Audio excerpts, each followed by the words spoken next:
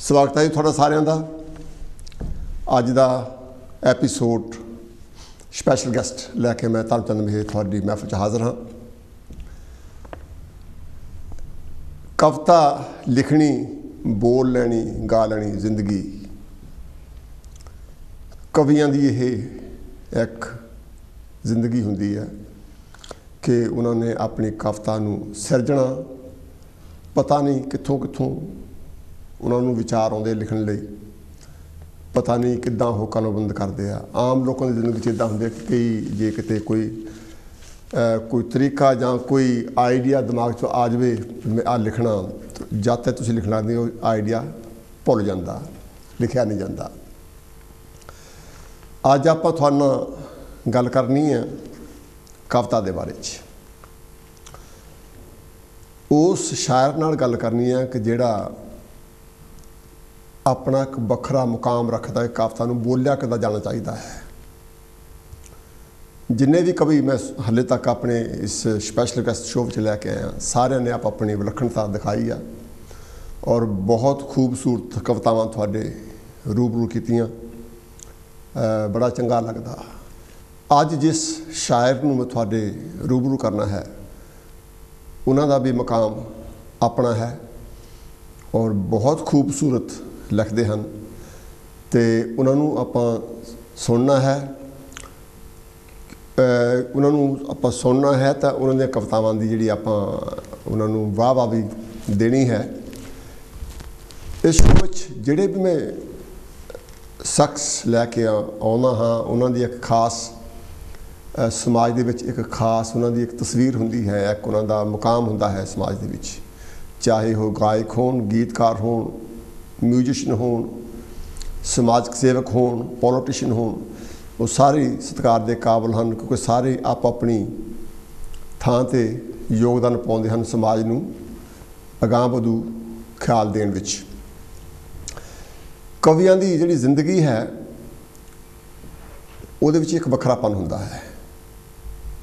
सही तौर पर अगर असीं ये कहीए कि अपनी जुबान की सेवा करनी ये शायरां, कवियां, गीतकारां दे हिस्से आउंदी है जां लेखक कह लो, क्योंकि कवियां दा लिखिया आ, गीतकारां दा लिखिया गायक लोग आउंदे हन और गायक लोग बेशुमार पैसा कमाउंदे हन उन्हां दीयां लिखतां नूं गा के, लेकिन कवि नूं शायद इकनोमिकली वो पोजीशन नहीं मिलती कभी भी जिहड़ी कि उन्हां दा लिखिया बेच के लोग खर्च जाते हैं। यह एक सुनेहा भी है भी सानू कवियां का सत्कार करना चाहिए है।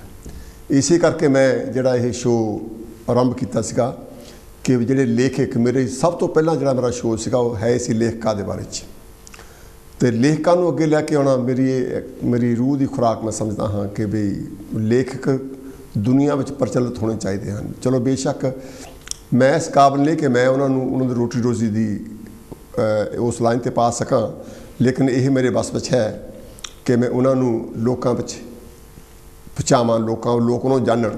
तो अज आप मिलते हैं शायर नूं जिहदा कि खास मुकाम है नक्षत्र सिंह जी भोगल। भोगल साहब जी तुहाडा बहुत बहुत स्वागत है कांशी टीवी ते। साडे धन भाग तुसीं मेरी रिक्वेस्ट नूं मन के अज पधारे हो, किद्दां लगदा है अज? बहुत वधिया लगा वीर धर्मचंद महेश जी। सब तो पहला मैं सारे कांची टीवी के दर्शकों नूं सत श्री अकाल, नमस्ते, आदाब, जय गुरुदेव, जय भीम नाल मेरी फतेह प्रवान करो।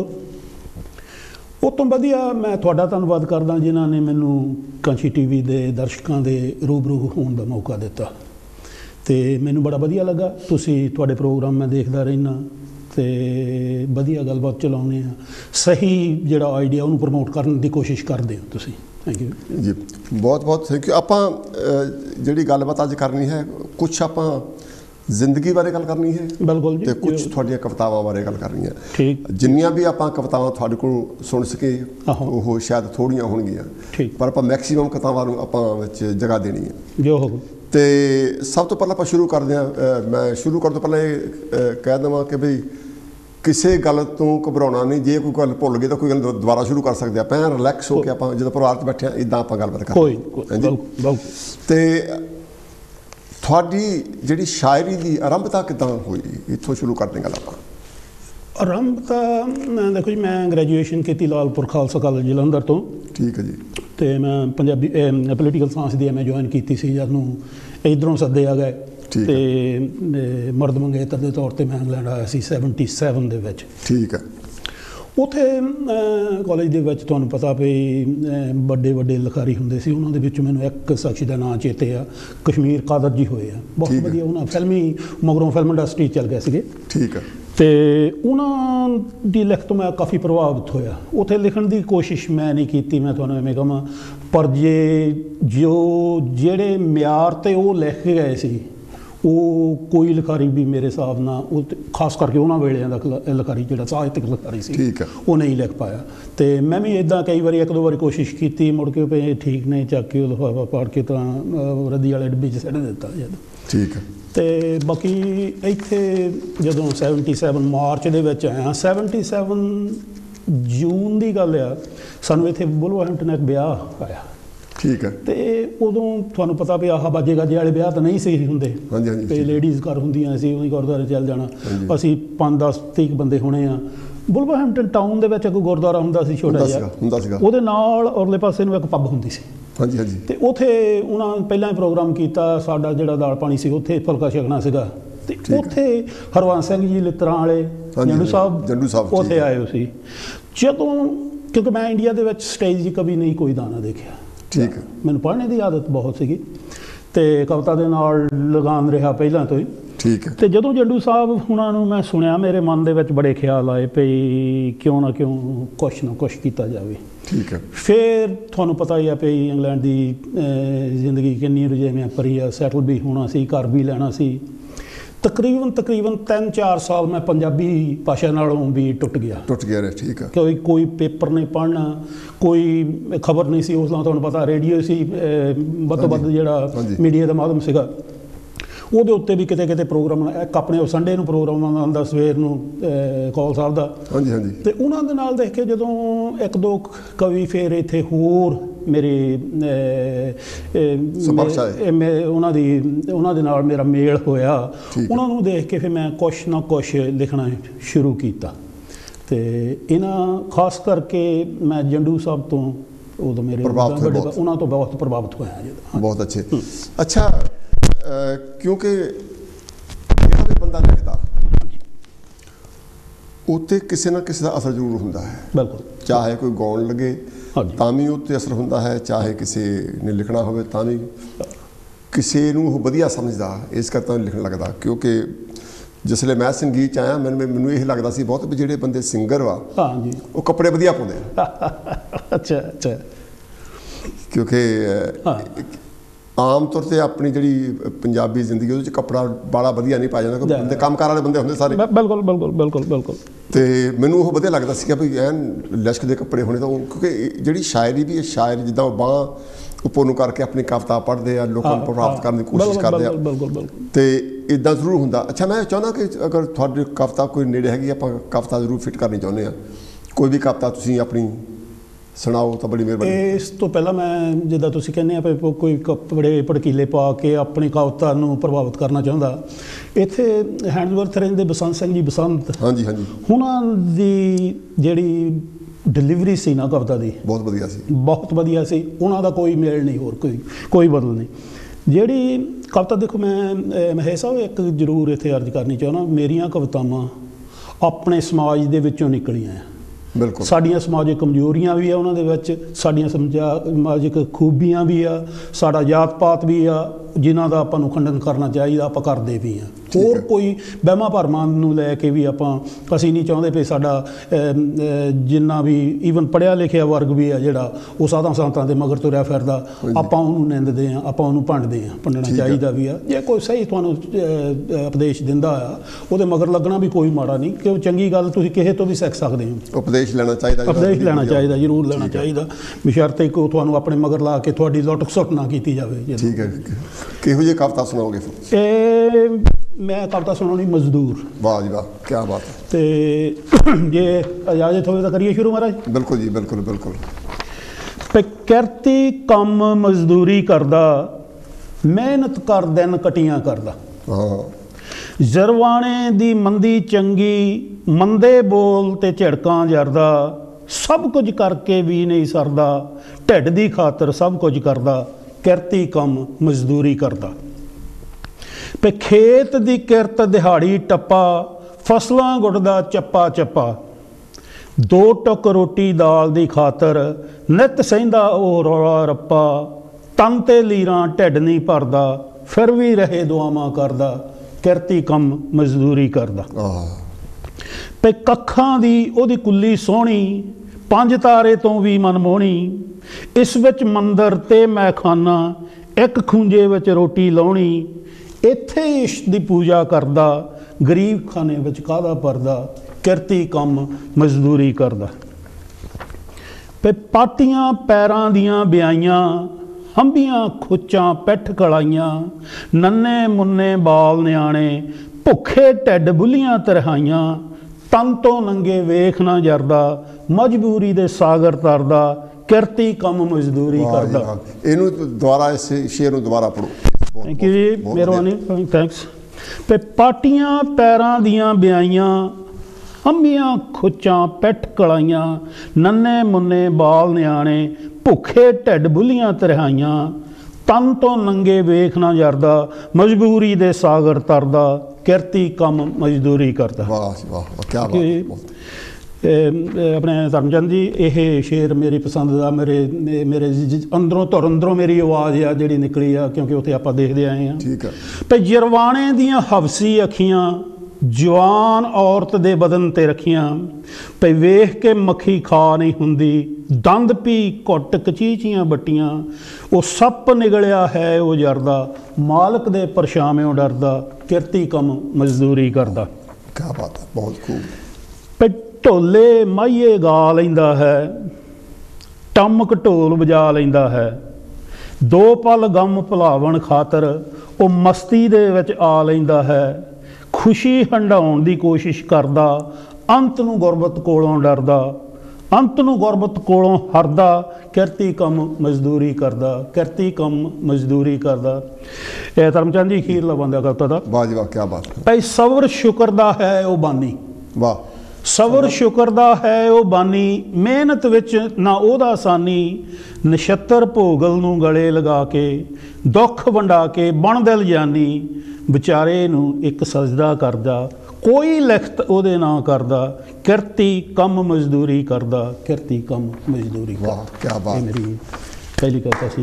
Thank you, thank you.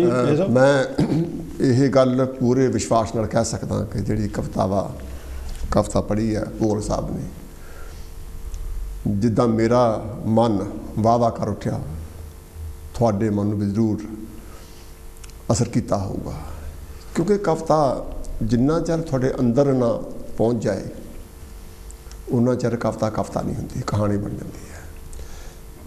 जदों भी किसी ने हक की गल की है, उन्होंने वाह वाह मिली है। जदों की सृष्टि चलती है, जदों भी किसी ने गरीब के हक में हा का नारा मारिया, इंसाफ की गल की है, इंसाफ की गल करने वाले नूं वाह वाह मिली है। साडे समाज में औरत की जिंदगी की कोई कदर नहीं सी, जिन्हां साडे महापुरुषों ने औरत जात की कदर की गल की, जां औरत नूं बराबर का सत्कार मिलने की गल की, उन्होंने महापुरुषों ने सत्कारिया। चाहे वो गुरु साहबान हो, चाहे वो ये गल आप भगवान बुੱਤੋਂ शुरू करते हैं, गुरु नानक देव तक जाती है। अज की दुनिया में शिव कुमार बटालवी ने लूणा लिखी। लूणा की एको ही खूबी सी कि उन्होंने लूणा नूं ਉਹਦੀ ਜ਼ਿੰਦਗੀ ਨਾਲ ਉਹਨੂੰ ਜਸਟੀਫਾਈ ਕੀਤਾ कि लूणा गलत नहीं सी, ਉਹਦੀ किस्मत गलत सी। किस्मत तो मेरा मतलब ਜਿਹੜਾ ਤੁਸੀਂ ਹੋਰ ਪਾਸੇ ਨਾਲ ਲੈ ਜਿਓ, ਹਾਲਾਤ ਜਿਹੜੇ ਸੀਗੇ ਕਿੱਦਾਂ ਦੇ ਹਾਲਾਤ ਵਿੱਚ ਉਹ ਜੰਮੀ ਪਲੀ, ਕਿੱਦਾਂ ਦੇ ਹਾਲਾਤ ਵਿੱਚ ਉਹ ਕਿੱਥੇ ਆ ਕੇ ਵਿਚਰੀ, ਇਹ ਸਾਰੀਆਂ ਗੱਲਾਂ ਮੈਨੇ ਰੱਖਦੀਆਂ ਹਨ। ਹਾਂਜੀ ਭੋਗਲ ਸਾਹਿਬ, ਤੁਸੀਂ ਇਹ ਜਿਹੜੀ ਕਵਿਤਾ ਵਿੱਚ ਬਹੁਤ ਦਰਦ ਭਰਿਆ, ਥੈਂਕ ਯੂ, ਬਹੁਤ ਫੀਲਿੰਗ ਭਰੀ ਹੈ, ਇਹ ਕਵਿਤਾ ਕਿੱਦਾਂ ਪੁੰਗਰੀ, ਇਹਦਾ ਜਨਮ ਕਿੱਦਾਂ ਹੋਇਆ? ਇਹਦਾ ਜਨਮ ਇੱਕ ਜਦੋਂ ਆਪਾਂ ਪੰਜਾਬ ਦੀ ਫੇਰੀ ਤੇ ਜਾਂਦੇ ਆ, ਹਾਂਜੀ, ਤੇ ਉੱਥੇ ਆਪਣੇ ਭੈਣ ਭਰਾ ਕਹਿੰਦੇ ਉਹ ਯਾਰ ਤੂੰ ਤਾਂ ਸਾਨੂੰ ਭੁੱਲ ਹੀ ਗਿਆ। ਹਾਂਜੀ ਹਾਂਜੀ। ਪਰ ਉਹਨਾਂ ਨਾਦਾਨਾਂ ਨੂੰ ਇਹ ਨਹੀਂ ਪਤਾ ਵੀ ਉਹ ਤੁਸੀਂ ਤਾਂ ਹੁਣ ਹੋਰ ਜ਼ਿਆਦਾ ਚੇਤੇ ਆਉਣੇ ਆ।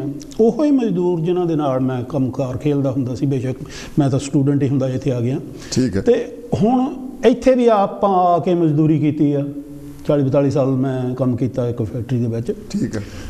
ਪਰ ਉੱਥੇ ਦੀ ਮਜ਼ਦੂਰੀ ਦੇ ਕਰਨ ਦੇ ਵਿੱਚ ਤਾਂ ਇੱਥੇ ਦੀ ਮਜ਼ਦੂਰੀ ਦੇ ਵਿੱਚ ਬਹੁਤ ਫਰਕ, ਬਹੁਤ ਫਰਕ। ਉਹ ਕਵਿਤਾ ਕਿਤੇ ਮੈਂ ਤੁਹਾਡੇ ਨਾਲ ਫੇਰ ਸਾਂਝੀ ਕਰੂੰਗਾ, ਜਿਹੜੀ ਦੂਜੀ ਮੈਂ ਲਿਖੀ ਹੋਆ। ਠੀਕ ਹੈ। ਤੇ ਇੱਥੇ ਇਹ ਸਿਰਫ ਮਜ਼ਦੂਰ ਦਾ ਸੀਨ, ਆਪਣੇ ਭਾਰਤ ਪੰਜਾਬ ਦੀ ਮਜ਼ਦੂਰੀ ਕਰਨ ਦਾ ਸੀਨ, ਆਪਣੇ ਇੱਥੇ ਦੀ ਮਜ਼ਦੂਰ ਦਾ ਸੀਨ ਇੱਕ ਦੂਏ ਨਾਲ ਕੰਪੇਅਰ ਕਰਕੇ ਇੱਥੋਂ ਮੇਰਾ ਖਿਆਲ ਇਹ ਉਗਮਿਆ ਸੀ, ਜਿਹੜਾ ਜੋ ਕੁਛ ਉੱਥੇ ਹੁੰਦਾ ਤਾਂ ਕਸ਼ਾ ਤੁਸੀਂ ਭਾਵੇਂ ਅਗਲੇ ਲਈ ਜਾਨ ਵੀ ਦੇ ਦਿਓ, ਫਿਰ ਵੀ ਤੂੰ ਕੁਛ ਨਹੀਂ ਕੀਤਾ ਯਾਰ, ਵਿਹਲਾ ਬੈਠਾ ਰਿਹਾ ਤੂੰ ਇੱਥੇ ਜਿੱਦਾਂ। ਠੀਕ ਹੈ। ਹਾਂਜੀ। ਅੱਛਾ, ਤੁਸੀਂ ਨਾਲੇ ਆਪਣੀ ਦੂਜੀ ਕਵਿਤਾ ਤਿਆਰ ਕਰ ਲਓ, ਹਾਂਜੀ, ਨਾਲੇ ਆਪਾਂ ਇਹ ਗੱਲ ਕਰਦੇ ਹਾਂ ਕਿ ਵੀ ਕਿਉਂਕਿ ਇੰਗਲੈਂਡ ਦੀ ਜਿਹੜੀ ਜ਼ਿੰਦਗੀ ਆ, ਹਾਂਜੀ, ਬਹੁਤ ਮਸਰੂਫ ਜ਼ਿੰਦਗੀ ਆ। ਬਿਲਕੁਲ। ਇੱਥੇ 24 ਘੰਟਿਆਂ ਵਿੱਚੋਂ ਤੁਹਾਡੇ ਕੋਲ ਟਾਈਮ ਨਹੀਂ ਹੁੰਦਾ। ਹਾਂ, ਬਿਲਕੁਲ। ਭਾਵੇਂ ਕੁਛ ਵੀ ਨਾ ਕਰਦੇ ਹੋਵੇ, ਹਾਂ, ਫਿਰ ਵੀ ਬਿਜ਼ੀ ਆ। ਬਿਜ਼ੀ। ਕਿੱਦਾਂ ਟਾਈਮ ਕੱਢਦੇ ਤੁਸੀਂ? ਜਦੋਂ ਕੋਈ ਮਨ ਦੇ ਵਿੱਚ ਖਿਆਲ ਆਉਂਦਾ, ਜੇ ਤਾਂ ਉਹ ਉਸੇ ਵੇਲੇ ਕਿਤੇ ਨੋਟ ਹੋ ਗਿਆ ਤਾਂ ਠੀਕ ਹੈ। ਇਹ ਜ਼ਰੂਰੀ ਨਹੀਂ ਕਵਿਤਾ ਵੀ ਉਸੇ ਵੇਲੇ ਤੁਸੀਂ ਲਿਖ ਦੇਣੀ ਆ, ਕਵਿਤਾ ਲਿਖਣ ਨੂੰ ਟਾਈਮ ਲੱਗਦਾ। ਪਰ ਜਦੋਂ ਉਹ ਖਿਆਲ ਚੰਗਾ ਮਾੜਾ ਪਤਲਾ ਹੌਲਾ ਜੇ ਉਹ ਵੀ ਹੈਗਾ, ਉਹ ਜਦੋਂ ਤੁਸੀਂ ਉਹਨੂੰ ਨੋਟ ਕਰ ਲਿਆ, ਉਹ ਤੋਂ ਬਾਅਦ ਫਿਰ ਤੁਹਾਡੇ ਕੋਲ ਟਾਈਮ ਇੱਦਾਂ ਪਈ। ਹੁਣ ਮੈਂ ਇੱਕ ਥਾਂ ਕੰਮ ਕੀਤਾ ਤਕਰੀਬਨ 20-22 ਸਾਲ। ਠੀਕ ਹੈ। ਉੱਥੇ ਮਸ਼ੀਨ ਵੱਡੀ ਸੀਗੀ, ਜਾਓ ਕਿ 2-2 ਘੰਟੇ ਅਸੀਂ ਵਿਹਲੇ ਬੈਠੇ ਰਹਿਣਾ ਜਿੱਦਾਂ। ਠੀਕ ਹੈ। ਵਿਹਲੇ ਤਾਂ ਨਹੀਂ, ਚਲੋ ਨਿਗਾਹ ਤਾਂ ਰੱਖਣੀ ਪੈਂਦੀ ਆ, ਪਰ ਉੱਥੇ ਟਾਈਮ ਕਾਫੀ ਮਿਲ ਜਾਂਦਾ ਸੀ। ਠੀਕ। ਜਾਂ ਫਿਰ ਜਦੋਂ ਵੀਕਐਂਡ 'ਤੇ ਤੁਹਾਡੇ ਵਰਗੇ ਵੀਰਾਂ ਦੇ ਨਾਲ ਬੈਠੇ ਹੋਣਾ ਬਾਹਰ ਕਿਤੇ ਬਾਹਰ ਅੰਦਰ ਆਪਣਾ ਪੱਬ ਵਗੈਰਾ ਦੇ ਵਿੱਚ, ਉਸ ਨਾਲ ਥੋੜ੍ਹੀ ਜਿਹੀ ਪੱਬ ਵਗੈਰਾ ਨੂੰ ਕਹੋ, ਪੱਬ ਹੀ ਕਹੋ। ਚਲੋ ਮੈਂ ਕਿਵੇਂ ਦਾ ਜਾ ਚੁੱਕਿਆ ਜੀ, ਪੱਬ ਕਹਿਣਾ ਚਾਹੀਦਾ ਸੀ। ਕਿਉਂਕਿ ਪੱਬ ਵੀ ਇੱਕ ਜ਼ਿੰਦਗੀ ਸੀ, ਜ਼ਿੰਦਗੀ ਦਾ ਮੇਨ ਪਾਰਟ ਸੀ, ਸਮਝ ਲਓ ਜਿਹਨੂੰ। ਉਸ ਤੋਂ ਬਿਨਾਂ ਕਿਉਂਕਿ ਮੈਂ 68 ਵਿੱਚ ਇੱਥੇ ਆਇਆ। ਹਾਂਜੀ ਹਾਂਜੀ। ਉਸ ਲਈ ਇੱਕ ਰੂਟੀਨ ਸੀਗੀ ਲੋਕਾਂ ਦੀ, ਵਿੱਚੇ ਮੇਰੀ ਵੀ। ਕੰਮ ਤੋਂ 5 ਵਜੇ ਘਰ ਆਓ, ਬਾਹਲੇ ਆਪਣੇ ਤਾਂ 6 ਵਜੇ ਛੱਡਦੇ ਸੀ ਓਵਰਟਾਈਮ ਕਰਕੇ, ਸਿੱਧੇ ਪੱਬ ਨੂੰ ਜਾਣਾ, 1-2 ਪੁਆਇੰਟ ਪੀ ਕੇ ਫੇਰ ਘਰ ਜਾਣਾ। ਕਿਉਂਕਿ ਘਰਾਂ 'ਚ ਫੈਮਲੀਆਂ ਨਹੀਂ ਸੀ, ਆਪੇ ਜਾ ਕੇ ਰੋਟੀ ਪਕਾਉਣੀ, ਆਪੇ ਖਾਣੀ ਹੁੰਦੀ, ਸਵੇਰ ਨੂੰ ਫੇਰ ਅਰਲੀ ਜਾਣਾ ਹੁੰਦਾ ਸੀ। ਬਿਲਕੁਲ। ਤੇ ਬੀਅਰ ਜ਼ਿੰਦਗੀ ਦਾ ਬਹੁਤ ਵੱਡਾ ਹਿੱਸਾ ਸੀਗਾ। ਤੇ ਘਰਾਂ ਵਿੱਚ ਐਂਟਰਟੇਨਮੈਂਟ ਹੈ ਨਹੀਂ ਸੀ। ਹਾਂਜੀ। ਟੈਲੀਵਿਜ਼ਨ ਨਹੀਂ ਸੀ ਹੁੰਦੀ। ਹਾਂਜੀ। ਜੇ ਸੀਗਾ ਤਾਂ 10 ਵਜੇ ਉਹ ਬੰਦ ਕਰ ਦਿੰਦੇ ਸੀ। ਹਾਂਜੀ। ਹੁਣ ਵਾਂਗੂ ਨੇ ਵੀ 24 ਘੰਟੇ ਜੋ ਮਰਜ਼ੀ ਦੇਖੀ ਚੱਲੋ। ਇੱਕ ਉਸ ਨਾਲ ਤੁਹਾਡੇ ਕੰਮ ਇਹੋ ਜਿਹੇ ਸੀ, ਤੱਤੇ ਸੀ, ਕੰਮ ਭਾਰੇ ਸੀਗੇ। ਉਹ ਜਿਹੜੀ ਬੀਅਰ ਸੀ, ਉਹਨੂੰ ਇੱਕ ਨਸ਼ੇ ਦੇ ਤੌਰ ਤੇ ਨਹੀਂ, ਉਹ ਬੀਅਰ ਇੱਕ ਸਿਰਫ ਤੁਹਾਡੀ ਆਪਣੀ ਤ੍ਰੇਹ ਨੂੰ ਸੋਸ਼ਲਾਈਜ਼ ਕਰਨ ਲਈ ਇੱਕ ਵਧੀਆ ਸਾਧਨ ਸੀ, ਜਿਹੜੇ ਬੰਦੇ ਨੂੰ ਵੀ ਤੁਸੀਂ ਆਪਣੇ ਭੈਣਾਂ ਭਰਾਵਾਂ ਨੂੰ, ਯਾਰਾਂ ਦੋਸਤਾਂ ਨੂੰ ਮਿਲ ਕੇ ਗੱਲਬਾਤ ਹੋ ਜਾਣੀ, ਫਿਰ ਜਾ ਕੇ ਆਪੋ ਆਪਣੇ ਘਰੇ ਸਵੇਰ ਨੂੰ ਫੇਰ। ਹਾਂਜੀ। ਤੁਸੀਂ ਕਵਿਤਾ ਹੁਣ ਕਿਹੜੀ ਸੁਣਾਓਗੇ? ਜਿਹੜੀ ਕਵਿਤਾ ਵੀਰ ਜੀ ਮੈਂ ਤੁਹਾਨੂੰ ਸੁਣਾਉਣ ਜਾ ਰਿਹਾ, ਆਪਣੇ ਸਰੋਤਿਆਂ ਦੇ ਨਾਲ ਸਾਂਝੀ ਕਰਨਾ। ਕੁਛ ਚਿਰ ਹੋਇਆ, 1918 ਦੀ ਗੱਲ ਹੈ ਮੇਰਾ ਖਿਆਲ। ਠੀਕ। ਕਸ਼ਮੀਰ ਦੇ ਵਿੱਚ ਇੱਕ ਮੁਸਲਿਮ ਕੁੜੀ ਸੀਗੀ, ਜਿਹਦੀ ਉਮਰ 8-10 ਸਾਲਾਂ ਦੀ ਸੀ। ਠੀਕ ਹੈ। ਉਹਨੂੰ ਮੰਦਰ ਦੇ ਵਿੱਚ, ਮੰਦਰ ਦੀ ਵਲਗਣ ਦੇ ਵਿੱਚ, ਹਾਂ ਠੀਕ ਹੈ, ਸਮਝ ਉਹਦੇ ਨਾਲ ਦੁਰਘਟਨਾ ਕੀ ਹੋਈ ਹੈ, ਰੇਪ ਹੋਈ। ਹਾਂਜੀ। ਤੇ ਉਹਨੂੰ ਮੇਰੇ ਮਨ ਦੇ ਵਿੱਚ ਉਹ ਵਿਚਾਰ ਆਇਆ, ਦਰਦ ਜਾਗਿਆ, ਉਹ ਦਰਦ ਜਾਗਿਆ। ਔਰ ਇਹ ਕਵਿਤਾ ਮੈਂ ਆਪਣੇ ਵੱਲੋਂ ਰੱਬ ਨੂੰ ਮਿਹਣਾ ਮਾਰਦਾ। ਠੀਕ ਹੈ। ਭਈ ਉੱਦਾਂ ਅਸੀਂ ਤੈਨੂੰ ਦੱਸਦੇ ਹਾਂ ਵੀ ਤੂੰ ਸਾਰੀ ਦੁਨੀਆ ਦਾ ਪਾਲਣਹਾਰ ਆ, ਰੱਖਣ ਪਾਲ ਕੇ ਆ, ਭਈ ਤੇਰੇ ਹੀ ਘਰ ਜਿਹਨੂੰ ਕਹਿੰਦੇ ਆ ਮੰਦਰ ਦੇ ਵਿੱਚ ਇਹ ਕੋਕਾਰਾ ਹੋਇਆ ਵੀ ਤੂੰ ਚੁੱਪ ਕਰਕੇ ਬੈਠਾ ਰਿਹਾ। ਜੇ ਆਪਾਂ ਕਵਿਤਾ ਸ਼ੁਰੂ ਕਰਦੇ ਹਾਂ ਜੀ, ਇਹਦਾ ਨਾਮ ਆਸਫਾ ਤੇ ਰੱਬ। ਠੀਕ ਹੈ। ਭਈ ਧਰਤੀ ਗੁੰਮਸੁਮ ਅੰਬਰ ਤਾਂ ਹੀ ਰੋਇਆ ਏ, ਸੁਣ ਕੇ ਧਰਤੀ ਗੁੰਮਸੁਮ ਅੰਬਰ ਤਾਂ ਹੀ ਰੋਇਆ ਏ, ਸੁਣ ਕੇ ਮੰਦਰ ਵਿੱਚ ਜਿਉਕਾਰਾ ਹੋਇਆ ਏ। ਭਈ ਜਿਸ ਬਚਪਨ ਨੇ ਰੀਝਾਂ ਦੇ ਤੰਦ ਪਾਉਣੇ ਸੀ, ਉਹ ਕਾਮ ਦੀ ਅਗਨੀ ਸੜ ਕੇ ਕੋਲਾ ਹੋਇਆ ਏ। ਭਈ ਅੱਖਾਂ ਮੀਚ ਕੇ ਮਾਰ ਸਮਾਧੀ ਬੈਠਾ ਰਿਹਾ। ਮੈਂ ਰੱਬ ਨੂੰ ਸੰਬੋਧਨ ਕਰਦਾ। ਠੀਕ ਹੈ। ਭਈ ਅੱਖਾਂ ਮੀਚ ਕੇ ਮਾਰ ਸਮਾਧੀ ਬੈਠਾ ਰਿਹਾ, ਉਹ ਪੱਥਰ ਦਿਲ ਰੱਬ ਵਾਂਗ ਮਨੂਰ ਦੇ ਹੋਇਆ ਏ। ਭਈ ਪਾਪ ਦੀ ਬਿੜਕ ਨਾ ਪੈ ਜਾਏ ਲੋਕਾਂ ਦੇ ਕੰਨੀ।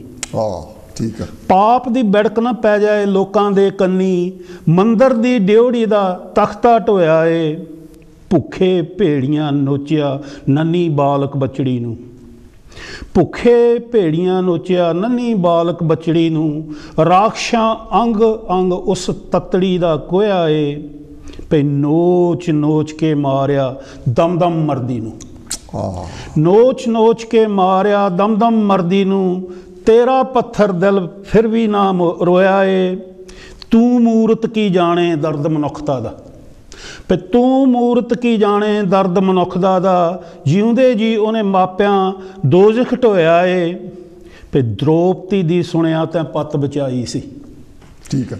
ਦ੍ਰੋਪਦੀ ਦੀ ਸੁਣਿਆ ਤੈਂ ਪੱਤ ਬਚਾਈ ਸੀ, ਮਾਸੂਮ ਦੀਆਂ ਸੁਣ ਚੀਕਾਂ ਬੋਲਾ ਹੋਇਆ ਏ, ਉਹ ਕਰ ਦਿੰਦਾ ਸਿਰ ਕਲਮ ਉਹ ਚੰਦਰੇ ਪਾਪੀਆਂ ਦਾ।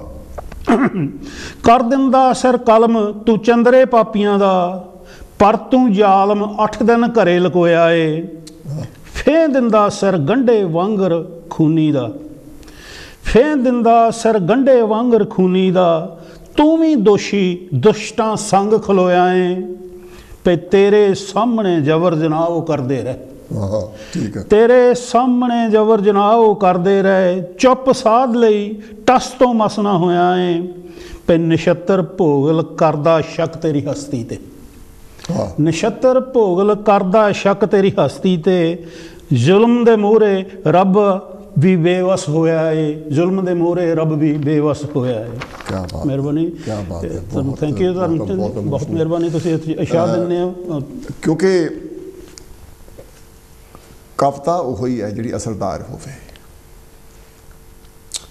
ਤੁਸੀਂ ਆਮ ਤੌਰ 'ਤੇ ਦੇਖਿਆ ਹੋਊਗਾ ਬਹੁਤ ਸਾਰੇ ਕਵੀ ਹੁੰਦੇ ਆ, ਉਹ ਕਵਿਤਾ ਨੂੰ ਜੋ ਸਟੇਜ ਤੋਂ ਪੜ੍ਹਦੇ ਆ, ਤੁਹਾਨੂੰ ਪਤਾ ਹੁੰਦਾ ਇਹ ਕਵੀ ਆ, ਪਰ ਜਿਸ ਵੇਲੇ ਉਹ ਸਟੇਜ 'ਤੇ ਆਉਂਦਾ, ਉਹ ਮੈਂ ਕੁਛ ਇੱਦਾਂ ਦੇ ਕਵੀ ਸੁਣੇ ਆ, ਉਹ ਕਵਿਤਾ ਪੜ੍ਹਦੇ ਰੋਣ ਲੱਗ ਪੈਂਦੇ ਆ,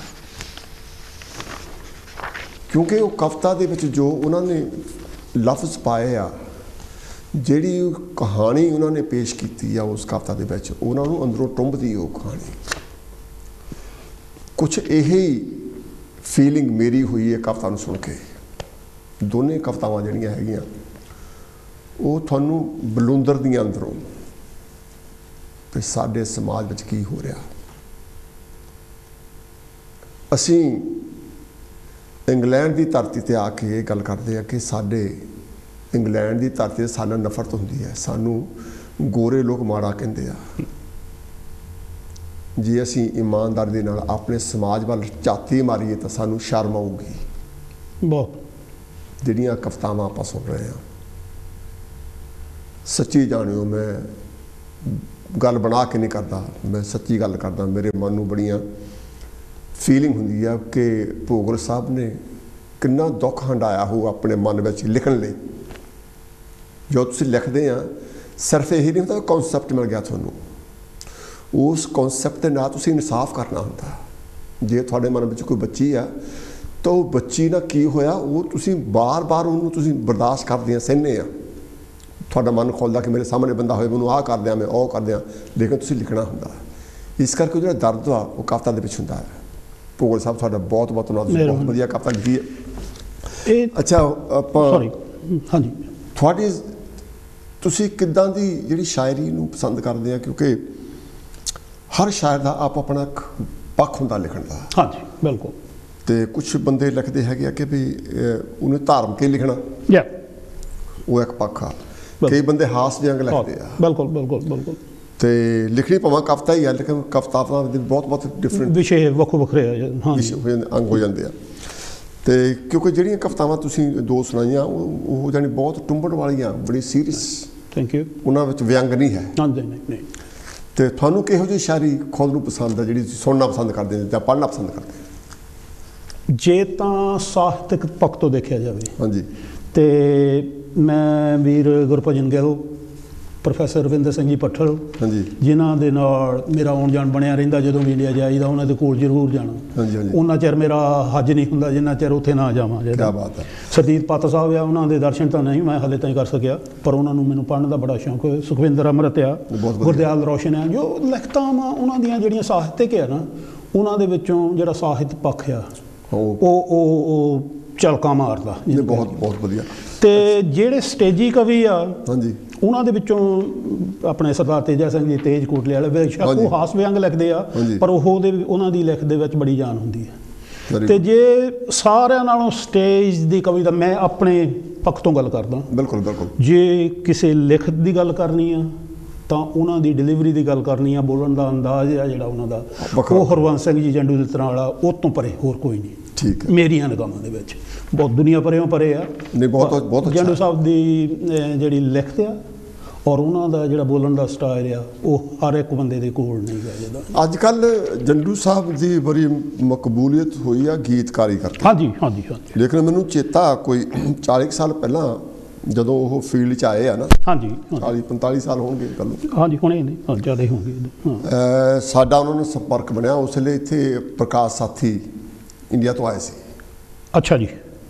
ਪ੍ਰਕਾਸ਼ ਸਾਥੀ ਦਿੱਲੀ ਦੇ ਰਹਿਣ ਵਾਲੇ ਸੀ, ਤੁਸੀਂ ਸੁਣੀ ਹੁਣ ਉਹਨਾਂ ਦੀ ਗਜ਼ਲਾਂ ਵਗੈਰਾ, ਜਿਹੜੀ ਅਰਥੀ ਅਸਮ ਸਨ ਨਗਾਈ ਉਹਨਾਂ ਦੀ ਲਿਖੀ ਆ। ਅੱਛਾ ਜੀ, ਅੱਛਾ ਅੱਛਾ ਅੱਛਾ। ਤੇ ਉਹਨਾਂ ਨੂੰ ਹੋਰ ਬਹੁਤ ਸਾਰੀਆਂ। ਬਿਲਕੁਲ। ਬੜੀ ਖੁਸ਼ੀ ਸੀ ਤੇਰੇ ਮਿਲਣ ਦੀ, ਬੜੀ ਉਦਾਸੀ ਹੈ ਜਾਣ ਲੱਗਿਆ, ਮੇਰਾ ਤਾਂ ਦਿਲ ਸੀ ਕੱਖਾਂ ਤੋਂ ਰੌਲਾ, ਤੁਸੀਂ ਵੀ ਰੁਪਏ ਹਸਾਨ ਲੱਗਿਆ। ਇਹ ਉਹ ਇੱਥੇ ਆਏ ਸੀ ਤਾਂ ਅਸੀਂ ਰਲ ਮਿਲ ਕੇ ਉਦੋਂ ਮੁਸ਼ਾਹਰੇ ਕੀਤੇ 4-5। ਤੇ ਉਦੋਂ ਜੰਡੂ ਸਾਹਿਬ ਦੀ ਆਈਟਮ ਬੜੀ ਪਪੂਲਰ ਸੀਗੀ, ਸੰਡੇ ਨੇ ਬਹੁਤ ਉਹਨਾਂ ਨੂੰ ਮਕਬੂਲ ਕੀਤਾ। ਬਿਲਕੁਲ ਬਿਲਕੁਲ। ਉਹਦੇ ਵਿੱਚ ਹਾਸ ਵਿਅੰਗ ਸੀ, ਅਸਲੀਅਤ ਵੀ ਸੀਗੀ, ਬੜੀ ਖੂਬ ਸੀਗੀ ਜੰਡੂ ਸਾਹਿਬ ਦੀਆਂ ਕਿਆ ਬਾਤਾਂ। ਹੋਰ ਵੀ ਬਹੁਤ ਸ਼ਾਇਰ, ਅਵਤਾਰ ਸਿੰਘ ਆਪਣ ਬਹੁਤ ਅੱਛੀ। ਹਾਂਜੀ ਹਾਂਜੀ ਹਾਂਜੀ। ਤੇ ਆਪਣੇ ਤੁਸੀਂ ਬਸੰਤ ਸਾਹਿਬ ਦੀ ਗੱਲ ਕੀਤੀ ਆ, ਕਿਆ ਬਾਤਾਂ ਸੀ ਉਹਨਾਂ ਦੀਆਂ ਜੋ ਬੋਲਣ ਲੱਗੇ। ਹੋਲਾ ਬੜਾ ਮਸ਼ਹੂਰ ਸੀਗਾ। ਮੈਂ ਇੱਥੇ ਇੱਕ, ਚਲੋ ਮੈਨੂੰ ਕੋਈ ਹੱਕ ਤਾਂ ਨਹੀਂ, ਪਰ ਫਿਰ ਵੀ ਇਹ ਮੇਰਾ ਕਹਿਣਾ ਫਰਜ਼ ਬਣਦਾ ਵੀ ਜੇ ਹਰਵੰਸ ਸਿੰਘ ਜੀ ਦਾ ਨਾਂ ਨਾ ਸਿਰਫ ਗੀਤਕਾਰੀ ਦੇ ਨਾਲ ਹੀ ਜੋੜ ਲਈਏ ਤਾਂ ਮੇਰਾ ਖਿਆਲ ਉਹਨਾਂ ਦੀਆਂ ਜਿਹੜੀਆਂ ਰਚਨਾਵਾਂ ਦੇ ਨਾਲ ਬੇਇਨਸਾਫੀ ਹੈ। ਬਿਲਕੁਲ, ਕਿਉਂਕਿ ਉਹਨੇ ਸੰਡਾ ਲਿਖਿਆ, ਫਿਰ ਗੁਰੂ ਨਾਨਕ ਦੇਵ ਜੀ ਧਾਰਮਿਕ ਬਹੁਤ ਲਿਖਿਆ ਉਹਨਾਂ ਨੇ, ਬਹੁਤ ਧਾਰਮਿਕ, ਔਰ ਜਿੰਨਾ ਲਿਖਿਆ ਉਹਨਾਂ ਕਵਿਤਾਵਾਂ ਦੇ ਵਿੱਚ ਉਹ ਉੱਚ ਕੋਟੀ ਦਾ, ਜੇ ਕੋਈ ਉਹਦੇ ਵਿੱਚ ਦੂਜੀ ਰਾਏ ਨਹੀਂ, ਉਹਨਾਂ ਦਾ ਬਦਲ ਨਹੀਂ ਕੋਈ ਵੀ। ਬਿਲਕੁਲ ਬਿਲਕੁਲ ਸਹੀ ਗੱਲ। ਹਾਂਜੀ, ਅੱਛਾ, ਆਪਾਂ ਜਿਹੜੀ ਕਵਿਤਾ ਤੁਸੀਂ ਤਿਆਰ ਕਰ ਲਈ ਆਪਾਂ, ਕਵਿਤਾਵਾਂ ਵਿੱਚ ਬਹੁਤ ਜਾਨ ਆ। ਮੈਂ ਜਿੱਦਾਂ ਵਿੱਚ ਆਪਾਂ, ਤੁਸੀਂ ਮਹਾਰਾਜ ਇੰਚਾਰਜ ਹੋ ਇਸ ਤਰ੍ਹਾਂ, ਅਸੀਂ ਤਾਂ ਮਗਰ ਤੁਹਾਡੇ ਤੁਰੇ ਹਾਂ, ਜੋ ਹੁਕਮ ਕਰੋਗੇ ਉਸ ਤਰ੍ਹਾਂ। ਠੀਕ ਹੈ। ਕਵਿਤਾ ਮੈਂ ਜਿਹੜੀ ਸੁਣਾਉਣ ਲੱਗਾ ਉਹ ਸਾਡੇ ਆਪਣੇ। ਠੀਕ ਹੈ, ਜਾਂ ਸਾਡੇ ਆਪਣੇ ਆ। ਠੀਕ ਹੈ। ਇਹਦੇ ਵਿੱਚ ਸੱਚ ਆ, ਵਿਅੰਗ ਤਾਂ ਨਹੀਂ ਮੈਂ ਕਹਿ ਸਕਦਾ, ਇੱਕ ਆਪਣੇ ਸਮਾਜ ਨੂੰ ਹੀ ਇੱਕ ਮੇਣਾ ਮਾਰਿਆ, ਅਸੀਂ ਆਪਣੇ ਹੋ ਕੇ ਕੀ ਕਰਦੇ ਹਾਂ ਜਿੱਦਾਂ। ਠੀਕ ਹੈ। ਪਿੱਠ ਉੱਤੇ ਵਾਰ ਚਲਾਇਆ ਸਾਡੇ ਆਪਣਿਆਂ, ਪਿੱਠ ਉੱਤੇ ਵਾਰ ਚਲਾਇਆ ਸਾਡੇ ਆਪਣਿਆਂ, ਰਤਾ ਤਰਸ ਨਾ ਖਾਇਆ ਸਾਡੇ ਆਪਣਿਆਂ, ਲਹੂ ਡੋਲਿਆ ਵਤਨ ਲਈ ਜਾਨਾਂ ਵਾਰੀਆਂ ਸੀ। ਵਾਹ, ਲਹੂ ਡੋਲਿਆ ਵਤਨ ਲਈ ਜਾਨਾਂ ਵਾਰੀਆਂ ਸੀ, ਦੇਸ਼ ਭਗਤਾਂ ਨੂੰ ਝਠਲਾਇਆ ਸਾਡੇ ਆਪਣਿਆਂ, ਪਈ ਦਿਲ ਦਾ ਟੁਕੜਾ ਸਮਝ ਕੇ ਸੀਨੇ ਲਾਇਆ ਸੀ, ਜਿਹਨੂੰ ਦਿਲ ਦਾ ਟੁਕੜਾ ਸਮਝ ਕੇ ਸੀਨੇ ਲਾਇਆ ਸੀ, ਬਣ ਫਰੇਬੀ ਦਗਾ ਕਮਾਇਆ ਸਾਡੇ ਆਪਣਿਆਂ, ਪਈ ਦਿਲ ਕਛ ਸਾਡੇ ਰੁਤਬੇ ਜਗ ਵਿੱਚ ਇੱਜ਼ਤ ਹੈ, ਦਿਲ ਕਛ ਸਾਡੇ ਰੁਤਬੇ ਜਗ ਵਿੱਚ ਇੱਜ਼ਤ ਹੈ, ਮਾਣ ਮਿੱਟੀ ਵਿੱਚ ਮਿਲਾਇਆ ਸਾਡੇ ਆਪਣਿਆਂ, ਪਈ ਤਿਤਲੀਆਂ ਤਾਈਂ ਮਸਲਿਆ ਅੱਗ 'ਚ ਫੁੱਲ ਸਾੜੇ। ਕਿਆ ਬਾਤ। ਤਿਤਲੀਆਂ ਤਾਈਂ ਮਸਲਿਆ ਅੱਗ 'ਚ ਫੁੱਲ ਸਾੜੇ, ਉਹਨਾਂ ਟਹਿਕ ਦਾ ਚਮਨ ਖੰਡਾਇਆ ਸਾਡੇ ਆਪਣਿਆਂ, ਪਈ ਭੋਰਾ ਕਦਰ ਨਾ ਪਾਈ ਸੂਰੇ ਸਿੰਘ ਸਰਦਾਰਾਂ ਦੀ, ਭੋਰਾ ਕਦਰ ਨਾ ਪਾਈ ਸੂਰੇ ਸਿੰਘ ਸਰਦਾਰਾਂ ਦੀ, ਹੱਥ ਸਾਡੀ ਪੱਗ ਨੂੰ ਪਾਇਆ ਸਾਡੇ ਆਪਣਿਆਂ, ਪਈ ਮੁੱਲ ਵਿਕ ਗਏ ਕਰਦਾਰ ਜੋ ਭੁੱਖੇ ਕੁਰਸੀ ਦੇ, ਮੁੱਲ ਵਿਕ ਗਏ ਕਰਦਾਰ ਜੋ ਭੁੱਖੇ ਕੁਰਸੀ ਦੇ, ਉਹਨਾਂ ਧਰਮ ਨੂੰ ਗਹਿਣੇ ਪਾਇਆ ਸਾਡੇ ਆਪਣਿਆਂ, ਪੈ ਅਹਿਸਾਨ ਦੇ ਕਰਜ਼ ਚੁਕਾਉਣੇ ਗੱਲਾਂ ਦੂਰ ਦੀਆਂ, ਅਹਿਸਾਨ ਤੇ ਕਰਜ਼ ਚੁਕਾਉਣੇ ਗੱਲਾਂ ਦੂਰ ਦੀਆਂ, ਉਹਨਾਂ ਰੂਹ ਨੂੰ ਰੱਜ ਸਤਾਇਆ ਵੀ ਸਾਡੇ ਆਪਣਿਆਂ ਤਾਨੇ ਮਿਹਣੇ ਦਿੱਤੇ ਤੋਮਤਾਂ ਲੱਖ ਲਾਈਆਂ। ਠੀਕ। ਤਾਨੇ ਮਿਹਣੇ ਦਿੱਤੇ ਤੋਮਤਾਂ ਲੱਖ ਲਾਈਆਂ, ਲੂਣ ਜ਼ਖਮ ਤੇ ਪਾਇਆ ਸਾਡੇ ਆਪਣਿਆਂ। ਭਈ ਬਹੁ ਗਿਣਤੀ ਦਾ ਰਾਜਾ ਕੱਟੜ ਮਜ਼੍ਹਬੀ ਹੈ, ਬਹੁ ਗਿਣਤੀ ਦਾ ਰਾਜਾ ਕੱਟੜ ਮਜ਼੍ਹਬੀ ਹੈ, ਘੱਟ ਗਿਣਤੀ ਨੂੰ ਧਮਕਾਇਆ ਸਾਡੇ ਆਪਣਿਆਂ। ਧਰਮਚੰਦ ਜੀ ਭਈ ਮੈਂ ਆਪਣਿਆਂ ਦਾ ਇਸ ਗੱਲੋਂ ਧੰਨਵਾਦੀ ਹਾਂ, ਮੈਂ ਆਪਣਿਆਂ ਦਾ ਇਸ ਗੱਲੋਂ ਧੰਨਵਾਦੀ ਹਾਂ। ਘੂਕ ਸੁੱਤੇ ਤਾਈਂ ਜਗਾਇਆ ਸਾਡੇ ਆਪਣਿਆਂ। ਅਖੀਰਲਾ ਬੰਦਾ ਜੀ ਕਵਿਤਾ ਦਾ ਭਈ ਨਛੱਤਰ ਭੋਗਲ ਉਂਝ ਤਾਂ ਅਮਨ ਪੁਜਾਰੀ ਹੈ। ਠੀਕ। ਨਛੱਤਰ ਭੋਗਲ ਉਂਝ ਤਾਂ ਅਮਨ ਪੁਜਾਰੀ ਹੈ, ਮੇਰੇ ਹੱਥ ਹਥਿਆਰ ਫੜਾਇਆ ਸਾਡੇ ਆਪਣਿਆਂ, ਮੇਰੇ ਹੱਥ ਹਥਿਆਰ ਫੜਾਇਆ ਸਾਡੇ ਆਪਣਿਆਂ। ਜਦੋਂ ਜ਼ੁਲਮ ਦੀ ਇੰਤਹਾ ਕਰ ਜਾਣਾ ਆਪਣੇ, ਬਿਲਕੁਲ ਜੀ, ਤਾਂ ਫਿਰ ਬੰਦਾ ਸੋਟਾ ਚੱਕਦਾ ਜਾਂ ਹੱਥ ਚੱਕਦਾ ਜਾਂ ਜ਼ੁਬਾਨ ਚੱਕਦਾ। ਬਿਲਕੁਲ। ਸਾਡੇ ਸਮਾਜ ਦਾ ਕੁਛ ਵਤੀਰਾ ਲੋਕਾਂ ਨੂੰ ਸ਼ਾਇਰ ਬਣ ਜਾ ਰਿਹਾ। ਜਿੱਦਾਂ ਮੈਂ ਪਹਿਲਾਂ ਗੱਲ ਕੀਤੀ ਸੀ ਕਿ ਸਾਡੇ ਸਮਾਜ ਵਿੱਚ ਬਹੁਤ ਕਮੀਆਂ ਹਨ, ਸਾਨੂੰ ਕੋਸ਼ਿਸ਼ ਕਰਨੀ ਚਾਹੀਦੀ ਆ ਉਹਨਾਂ ਕਮੀਆਂ ਨੂੰ ਦੂਰ ਕਰਨ ਦੀ। ਅਸੀਂ ਆਪਣੇ ਵਤਨ ਵਿੱਚ ਸੀਗੇ, ਸਾਨੂੰ ਬਾਹਰਲੀ ਦੁਨੀਆ ਦੀ ਖਬਰ ਨਹੀਂ ਸੀ। ਹੁਣ ਅਸੀਂ ਬਾਹਰਲੀ ਦੁਨੀਆ ਇਕੱਲੀ ਇੰਗਲੈਂਡ ਨਹੀਂ ਦੇਖੀ, ਇੰਗਲੈਂਡ ਵਿੱਚ ਜਿੰਨੇ ਵੀ ਵੱਖਰੇ ਵੱਖਰੇ ਲੋਕ ਵਸਦੇ ਆ, ਵੱਖਰੇ ਵੱਖਰੇ ਮੁਲਕਾਂ ਤੋਂ ਆ ਕੇ ਵਸੇ ਲੋਕ ਜਿਹੜੇ ਵਸਦੇ ਆ, ਅਸੀਂ ਉਹਨਾਂ ਦੇ ਨਾਲ ਵਿਚਰਦੇ ਹਾਂ। ਆਓ ਕੁਝ ਸਿੱਖੀਏ। ਬਹੁਤ ਵਧੀਆ। ਜੋ ਘਿਨਾਉਣਾਪਨ ਸਾਡੇ ਮੁਲਕ 'ਚ ਹੋ ਰਿਹਾ ਕਿਤੇ ਹੋਰ ਨਹੀਂ ਹੋ ਰਿਹਾ। ਭੋਗਲ ਸਾਹਿਬ ਕਵਿਤਾਵਾਂ ਦੇ ਵਿੱਚ ਹਰ ਉਸ ਮੁਸ਼ਕਲ ਦਾ ਹੱਲ ਸਿੱਧੇ ਜਾਂ ਅਸਿੱਧੇ ਤੌਰ 'ਤੇ ਦੱਸ ਰਹੇ ਆ ਕਿ ਸਾਨੂੰ ਇਨਸਾਨ ਦੀ ਕਦਰ ਕਰਨੀ ਸਿੱਖ ਲੈਣੀ ਚਾਹੀਦੀ ਆ, ਨਹੀਂ ਤਾਂ ਅਸੀਂ ਬਹੁਤ ਸਫਰ ਕਰਾਂਗੇ। ਜਿਹੜੀ ਸਾਡੀ ਸਫਰਿੰਗ ਆ ਉਹ ਸਾਨੂੰ ਕੋਈ ਕਿਸੇ ਹੋਰ ਨਹੀਂ ਦੇ ਰਿਹਾ, ਸਾਡੀ ਆਪਣੀ ਕ੍ਰੀਏਸ਼ਨ ਆ। ਸਾਨੂੰ ਆਪਣੇ ਇਰਾਦੇ ਬਦਲਣੇ ਚਾਹੀਦੇ ਆ, ਮੁਹੱਬਤ ਦੀ ਗੱਲ ਕਰਨੀ ਚਾਹੀਦੀ ਆ, ਇਤਫਾਕ ਦੀ ਗੱਲ ਕਰਨੀ ਚਾਹੀਦੀ ਆ, ਤਰੱਕੀ ਦੀ ਗੱਲ ਕਰਨੀ ਆ। ਭੋਗਲ ਸਾਹਿਬ ਤੁਹਾਡਾ ਬਹੁਤ ਬਹੁਤ ਧੰਨਵਾਦ। ਥੈਂਕ ਯੂ ਜੀ, ਮਿਹਰਬਾਨੀ ਮਹਾਰਾਜ। ਜਦੋਂ ਤੁਸੀਂ ਸ਼ਾਇਰੀ ਕੋਈ ਕਵਿਤਾ ਲਿਖਣੀ ਹੁੰਦੀ ਹੈ, ਹਾਂਜੀ, ਤੁਸੀਂ ਪਹਿਲਾਂ ਕਵਿਤਾ ਆਪਣੇ ਮਨ 'ਚ ਤਿਆਰ ਕਰ ਲੈਂਦੇ ਆ ਜਾਂ ਕੋਈ ਖਿਆਲ ਆ ਗਿਆ ਉਹਨੂੰ ਨੋਟ ਕਰ ਲੈਂਦੇ ਆ? ਜਿਹੜੀ ਕਵਿਤਾ ਆ ਉਹ ਇੱਕ ਖਿਆਲ ਦੇ ਚੁਗਰਦੇ ਘੁੰਮਦੀ ਹੈ। ਠੀਕ। ਜਿਹੜਾ ਖਿਆਲ ਆ ਗਿਆ ਤੁਹਾਡੇ ਮਨ ਦੇ ਵਿੱਚ, ਹਾਂਜੀ, ਤੁਸੀਂ ਮੈਂ ਮੇਰਾ ਆਪਣਾ ਇਹ ਐਕਸਪੀਰੀਅੰਸ ਆ, ਉਹਨੂੰ ਆਪਣੇ ਉਸ ਵਿਚਾਰ ਦੇ ਨਾਲ ਸਮਾਜ ਦੇ ਵਿੱਚੋਂ ਆਪਣੀਆਂ ਖੂਬੀਆਂ ਚੱਕੋ, ਸਮਾਜ ਦੇ ਵਿੱਚੋਂ ਸਾਡੀਆਂ ਕ੍ਰਿਤੀਆਂ ਆ, ਵਹਿਮ ਭਰਮ ਆ, ਉਹਨਾਂ ਨੂੰ ਲਿਆ ਕੇ ਜੇ ਉਹਦੇ ਵਿੱਚ ਉਹ ਫਿੱਟ ਹੁੰਦੀਆਂ ਤਾਂ ਉਹਦੇ ਵਿੱਚ ਫਿੱਟ ਕਰਨ ਦੀ ਕੋਸ਼ਿਸ਼ ਕਰਨੀ ਚਾਹੀਦੀ ਹੈ। ਜੇ ਇੱਦਾਂ ਹੋ ਸਕਦਾ। ਹੁਣ ਤੁਸੀਂ ਪਹਿਲਾਂ ਗੱਲ ਕੀਤੀ, ਬਹੁਤ ਵਧੀਆ ਪੁਆਇੰਟ ਸੀ ਤੁਹਾਡਾ, ਉਸ ਮੈਂ ਗੱਲ ਜ਼ਰੂਰ ਮੈਂਸ਼ਨ ਕਰਨੀ ਚਾਹੁੰਦਾ। ਸਾਡੇ ਮੁਲਕ ਦੇ ਵਿੱਚ ਸੋ ਕੋਲਡ 33 ਕਰੋੜ ਦੇਵਤੇ ਮੰਨੇ ਗਏ ਆ। ਹਾਂਜੀ। ਸਾਡੇ ਮੁਲਕ ਦੇ ਵਿੱਚ ਵੈਦ ਗ੍ਰੰਥ ਹੋਏ ਆ, ਪਏ ਆ, ਜਿਨ੍ਹਾਂ ਦੇ ਵਿੱਚ ਬਹੁਤ ਵਧੀਆ ਵਧੀਆ ਫਰਮਾਨ ਦਿੱਤੇ ਗਏ ਆ, ਵਧੀਆ ਉਪਦੇਸ਼ ਦਿੱਤੇ ਗਏ ਆ, ਮਨੁੱਖਤਾ ਨੂੰ ਪੂਜਣ ਤੱਕ ਦੇ ਉਪਦੇਸ਼ ਦਿੱਤੇ ਗਏ ਆ। ਠੀਕ ਹੈ। ਪਰ ਇਨ ਪ੍ਰੈਕਟੀਕਲ ਉਹਨਾਂ ਦੇ ਉਲਟ ਹੋ ਰਿਹਾ। ਜੋ ਕੁਛ ਵੀ ਉਪਦੇਸ਼ ਦਿੱਤੇ ਉਹ ਸਾਡੇ ਉਪਦੇਸ਼ ਆ, ਸ਼੍ਰੀ ਗੁਰੂ ਨਾਨਕ ਦੇਵ ਜੀ ਨੇ ਗੁਰੂ ਨਾਨਕ ਔਰਤ ਜਾਤੀ ਨੂੰ ਉਹ ਸਭ ਤੋਂ ਉੱਤਮ ਦੱਸਿਆ। ਅੱਜ ਜੋ ਸਾਡੇ ਹੀ ਮੁਲਕ ਦੇ ਵਿੱਚ ਹੋ ਰਿਹਾ ਉਹ ਤੁਹਾਨੂੰ ਪਤਾ, ਜਾਤ ਪਾਤ ਆ, ਮਹਾ ਕਵੀ ਦਾ ਕੀ ਉਹਨਾਂ ਦਾ ਨਾਮ ਕਾਲੀਦਾਸ, ਉਹਨੇ ਦੇਖੋ ਕਿਹੜਾ ਉਹ ਇੱਕ ਸ਼ੇਰ ਲਿਖਿਆ ਸੀ ਵੀ ਔਰਤ ਸ਼ੂਦਰ ਔਰ ਨਾਰੀ ਇਹ ਸਭ ਤਾੜਨ ਕੇ ਅਧਿਕਾਰੀ। ਕਿੱਥੇ ਦੀਆਂ ਗੱਲਾਂ ਇਹ ਜਿੱਦਾਂ ਦੇ ਉਹ ਵੀ ਸਾਡੇ ਵੈਦ ਗ੍ਰੰਥ ਦੇ ਵਿੱਚ ਫਿਰ ਉਹ ਸੋ ਕੋਲ ਮਹਾਕਵੀ ਆ ਜਿਹੜੇ ਉਹਨਾਂ ਦੀਆਂ ਇਹ ਗੱਲਾਂ ਲਿਖੀਆਂ ਆ। ਇਹ ਸਾਨੂੰ ਜੇ ਕਿਸੇ ਨੇ ਕੋਈ ਮੇਰੀ ਗੱਲ ਵੀ ਕਿਸੇ ਨੂੰ ਨਾ ਚੰਗੀ ਲੱਗੇ ਮੈਨੂੰ ਜ਼ਰੂਰ ਟੈਲੀਫੋਨ ਕਰ ਸਕੇ ਦੱਸੇ।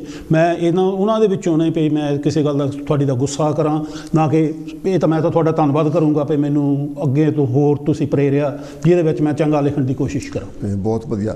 ਅੱਛਾ ਭੋਗਲ ਸਾਹਿਬ, ਲਿਖਣ ਤੋਂ ਬਿਨਾਂ ਹਾਂਜੀ ਆਪਣੇ ਹੋਰ ਕੀ ਸ਼ੌਕ? ਲਿਖਣ ਤੋਂ ਬਿਨਾਂ ਸ਼ੌਕ ਪਹਿਲਾਂ ਤਾਂ ਕੋਈ ਸ਼ੌਕ ਪੁੱਗ ਜੇ ਬਹੁਤ ਵਧੀਆ। ਬਿਲਕੁਲ ਬਿਲਕੁਲ ਸ਼ੌਕ ਰੱਖਿਓ। ਮੇਰਾ ਸਪੋਰਟਸ ਦਾ ਮੈਂ ਬਹੁਤ ਇਨ ਟੱਚ ਰਹਿਣਾ ਬੇਸ਼ੱਕ ਹੁਣ ਪਰ ਹੁਣ ਜਦੋਂ ਦਾ ਮੈਂ ਰਿਟਾਇਰ ਹੋਇਆ ਜੂਨ ਤੋਂ ਲੈ ਕੇ ਮੈਂ 2 ਘੰਟੇ ਮੈਂ ਵੋਕ ਜ਼ਰੂਰ ਕਰਨੀ। ਠੀਕ ਹੈ। ਉਹਦੇ ਵਿੱਚ ਫਿਰ ਮੈਨੂੰ ਆਪਣੇ ਸਾਡੇ ਘਰਾਂ ਦੇ ਬਿਲਕੁਲ ਨੇੜੇ ਨਹਿਰ ਹੈਗੀ ਆ, ਉੱਥੇ ਨਹਿਰੇ ਪੈ ਜਾਈਦਾ। ਉਹ ਤਕਰੀਬਨ ਰੋਜ਼ ਹੀ ਜਿਹੜੇ ਮਛੇਰੇ ਆ ਜਾਂ ਹੋਰ ਮੇਰੇ ਵਰਗੇ ਮੇਰੀ ਉਮਰ ਦੇ ਨੌਜਵਾਨ ਗੱਭਰੂ ਜਿਹੜੇ ਉਹ ਮਿਲਦੇ ਰਹਿੰਦੇ ਆ, ਉਹਨਾਂ ਦੇ ਨਾਲ ਟਾਈਮ ਬਹੁਤ ਪਾਸ ਹੁੰਦਾ ਵਧੀਆ। ਔਰ ਜਦੋਂ ਤੁਹਾਡੀ ਆਪਣੀ ਮੇਰੀ ਤਾਂ ਜ਼ਿੰਦਗੀ ਦੇ ਵਿੱਚ ਇੱਕ ਪਲਟਾ ਆਉਣ ਵਾਲੀ ਗੱਲ ਆ ਵੀ ਮੈਂ ਇਸ ਪੱਖੋਂ ਮੈਨੂੰ ਗੋਰੇ ਮੁੜ ਕੇ ਮੈਨੂੰ ਕਹਿੰਦੇ ਕੰਮ 'ਤੇ ਕਹਿੰਦੇ ਥੋੜ੍ਹਾ ਜਿਹਾ ਰਾਜਾ ਪਾਰਟ ਟਾਈਮ ਮੈਂ ਹੈਗਾ ਮੇਰਾ ਠੀਕ ਹੀ ਹਾਂ ਮੈਂ ਜੋ ਹੈਗਾ ਅਤੇ ਮੈਂ ਨਹੀਂ thank you but no thank you ਹੈ। ਅੱਛਾ, ਕਿਉਂਕਿ ਕਿਸੇ ਨੂੰ ਇਹ ਸਵਾਲ ਕਰਨਾ ਬਈ ਸਭ ਤੋਂ ਤੁਹਾਡੇ ਜਿਹੜੀ ਕਵਿਤਾ ਤੁਹਾਡੀ ਲਿਖੀ ਹੋਈ ਕਵਿਤਾ ਤੁਹਾਡੇ ਸਭ ਤੋਂ ਕਰੀਬ ਕਿਹੜੀ ਕਵਿਤਾ, ਅਤੇ ਇਹ ਕਿਸੇ ਨੂੰ ਸਵਾਲ ਇੱਦਾਂ ਦਾ ਹੁੰਦਾ ਜਿੱਦਾਂ ਵੀ ਤੇਰੇ 4 ਬੱਚੇ ਆ ਤੁਹਾਨੂੰ ਸਭ ਤੋਂ ਪਿਆਰਾ ਕਿਹੜਾ। ਬਿਲਕੁਲ। ਅਤੇ ਇਹ ਬੜਾ ਡਿਫੀਕਲਟ ਟਾਸਕ ਹੁੰਦਾ, ਪਰ ਮੈਂ ਆਮ ਤੌਰ 'ਤੇ ਕਹਿੰਦਾ ਵੀ ਕੋਈ ਕਵਿਤਾ ਕਿਉਂਕਿ ਆਪਣੇ ਕੋਲ ਟਾਈਮ ਵੀ 15 ਮਿੰਟ ਰਹਿ ਗਿਆ, ਜਿਹੜੀ ਕੋਈ ਕਵਿਤਾ ਤੁਹਾਡੇ ਮਨ ਦੇ ਬਹੁਤ ਕਰੀਬ ਹੋਵੇ ਉਹ ਆਪਾਂ ਜ਼ਰੂਰ ਸ਼ੇਅਰ ਕਰਨੀ ਚਾਹੁੰਦੇ ਹਾਂ। ਮੈਨੂੰ ਧਰਮਚੰਦ ਜੀ ਪਈ ਜਿਹੜੀ ਮੇਰੀ ਸੱਜੀ ਅੱਖ ਆ ਉਹ ਖੱਬੀ ਅੱਖ ਦੇ ਜਿੰਨੀ ਤੋਲਿਆ। ਠੀਕ ਹੈ। ਅਤੇ ਜਿਹੜੀ ਮੈਂ ਸਭ ਨੂੰ ਪਹਿਲਾਂ ਇੱਕ ਕਵਿਤਾ ਜਿਹੜੀ ਪਹਿਲਾਂ ਪਬਲਿਸ਼ ਹੋਈ ਸੀਗੀ ਉਹ ਵੀ ਦੇਸ਼ ਪ੍ਰਦੇਸ਼ ਦੇ ਵਿੱਚ ਨਾ ਪੇਪਰ ਸੀਗਾ। ਠੀਕ ਹੈ। ਅਤੇ ਉਹ ਬਿਲਕੁਲ ਵਹਿਮਾਂ ਭਰਮਾਂ ਦੇ ਖਿਲਾਫ ਮੈਂ ਲਿਖੀ ਸੀਗੀ ਅਤੇ ਉਹਦਾ ਮੈਂ ਇੱਕ ਬੰਦ ਜਿਹੜਾ ਹੈ ਨਾ ਉਹ ਕਿਉਂਕਿ ਇਹਨੂੰ ਇੱਦਾਂ ਨਾ ਸਮਝ ਲਿਆ ਜਾਵੇ ਵੀ ਮੈਂ ਧਾਰਮਿਕ ਪੱਖ 'ਤੇ ਉਹ ਲਿਖੀ ਆ, ਪਰ ਉਹ ਮੈਂ ਧਰਮ ਦੇ ਵਿੱਚ ਜਿਹੜੇ ਸਾਡੇ ਵਹਿਮ ਭਰਮ ਆ ਫਸੇ ਹੋ ਆ ਉਹਨਾਂ ਨੂੰ ਮੁੱਖ ਰੱਖ ਕੇ ਉਹ ਕਵਿਤਾ ਲਿਖੀ ਸੀ। ਕਵਿਤਾ ਦਾ ਹੈਗਾ ਵੀ ਮੇਰਾ ਰੱਬ ਨਹੀਂ ਰੁੱਸਿਆ। ਠੀਕ ਹੈ। ਵੀ ਦੁੱਖ ਸੁੱਖ ਦੋ ਪਹਿਲੂ ਜੀਵਨ ਦੇ ਇਹ ਫਲਸਫਾ ਬਾਬੇ ਨਾਨਕ ਦਾ। ਦੁੱਖ ਸੁੱਖ ਦੋ ਪਹਿਲੂ ਜੀਵਨ ਦੇ ਇਹ ਫਲਸਫਾ ਬਾਬੇ ਨਾਨਕ ਦਾ। ਕਰ ਚੰਗੇ ਕਰਮ ਲੁਕਾਈ ਲਈ ਦੱਸਿਆ ਰਾਹ ਬਾਬੇ ਨਾਨਕ ਦਾ। ਬਸ ਇੱਕ ਦਰ 'ਤੇ ਅਰਦਾਸ ਕਰਾਂ ਦਰ ਹੋਰ ਕਿਸੇ ਵੱਲ ਤੱਕਿਆ ਨਹੀਂ। ਮੈਂ ਰੱਬ ਹੋਰ ਮਨਾਵਾਂ ਕਾਹਦੇ ਲਈ ਮੇਰਾ ਗੁਰੂ ਨਾਨਕ ਹੀ ਮੈਥੋਂ ਰੁੱਸਿਆ ਨਹੀਂ।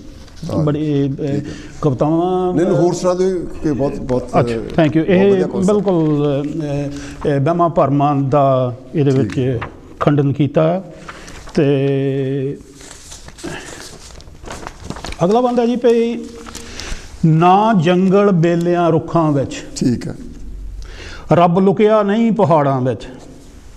ਨਾ ਤੀਰਥਾਂ 'ਤੇ ਨਾ ਨਦੀਆਂ ਵਿੱਚ ਨਾ ਅੰਬਰਾਂ ਅਤੇ ਪਤਾਲਾਂ ਵਿੱਚ ਨਾ ਆਰਤੀਆਂ ਨਾ ਭਗਵਿਆਂ ਵਿੱਚ ਨਾ ਚੋਲਿਆਂ ਅਤੇ ਖੜਾਵਾਂ ਵਿੱਚ।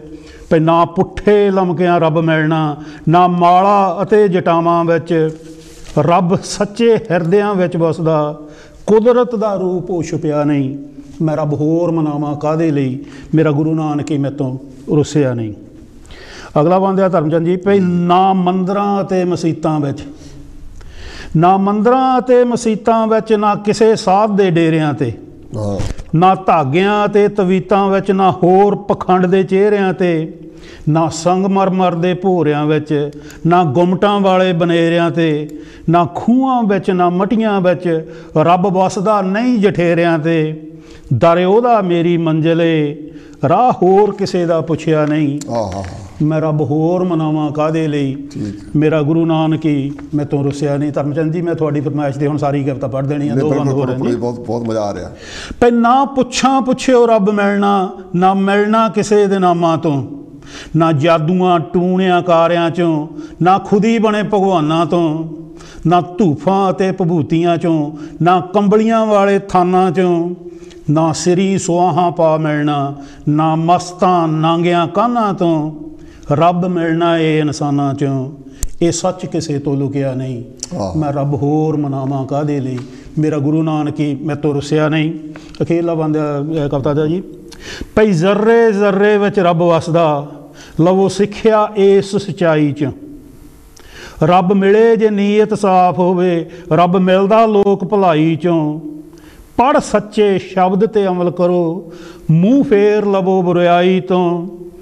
ਕਰੋ ਤਰਸ ਪਈ ਰਹਿਮ ਨਛੱਤਰਾਂ 'ਤੇ ਰਹੋ ਦੂਰ ਸੱਤੇ ਹਰਜਾਈ ਤੋਂ, ਮੇਰਾ ਨਿਕਨੇਮ ਹੈ ਸੱਤਾ, ਰਹੋ ਦੂਰ ਸੱਤੇ ਹਰਜਾਈ ਤੋਂ, ਉਹਦਾ ਧਿਆਨ ਧਰੋ ਨਿਤ ਹਰ ਵੇਲੇ, ਫਿਰ ਉਹ ਵੀ ਥੋਤੋਂ ਰੁਸਿਆ ਨਹੀਂ, ਮੈਂ ਰੱਬ ਹੋਰ ਮਨਾਵਾਂ ਕਾਹਦੇ ਲਈ, ਮੇਰਾ ਗੁਰੂ ਨਾਨਕੀ ਮੈਂ ਤੋਂ ਰੁਸਿਆ ਨਹੀਂ, ਮੇਰਾ ਗੁਰੂ ਨਾਨਕੀ ਮੈਂ ਤੋਂ ਰੁਸਿਆ ਨਹੀਂ।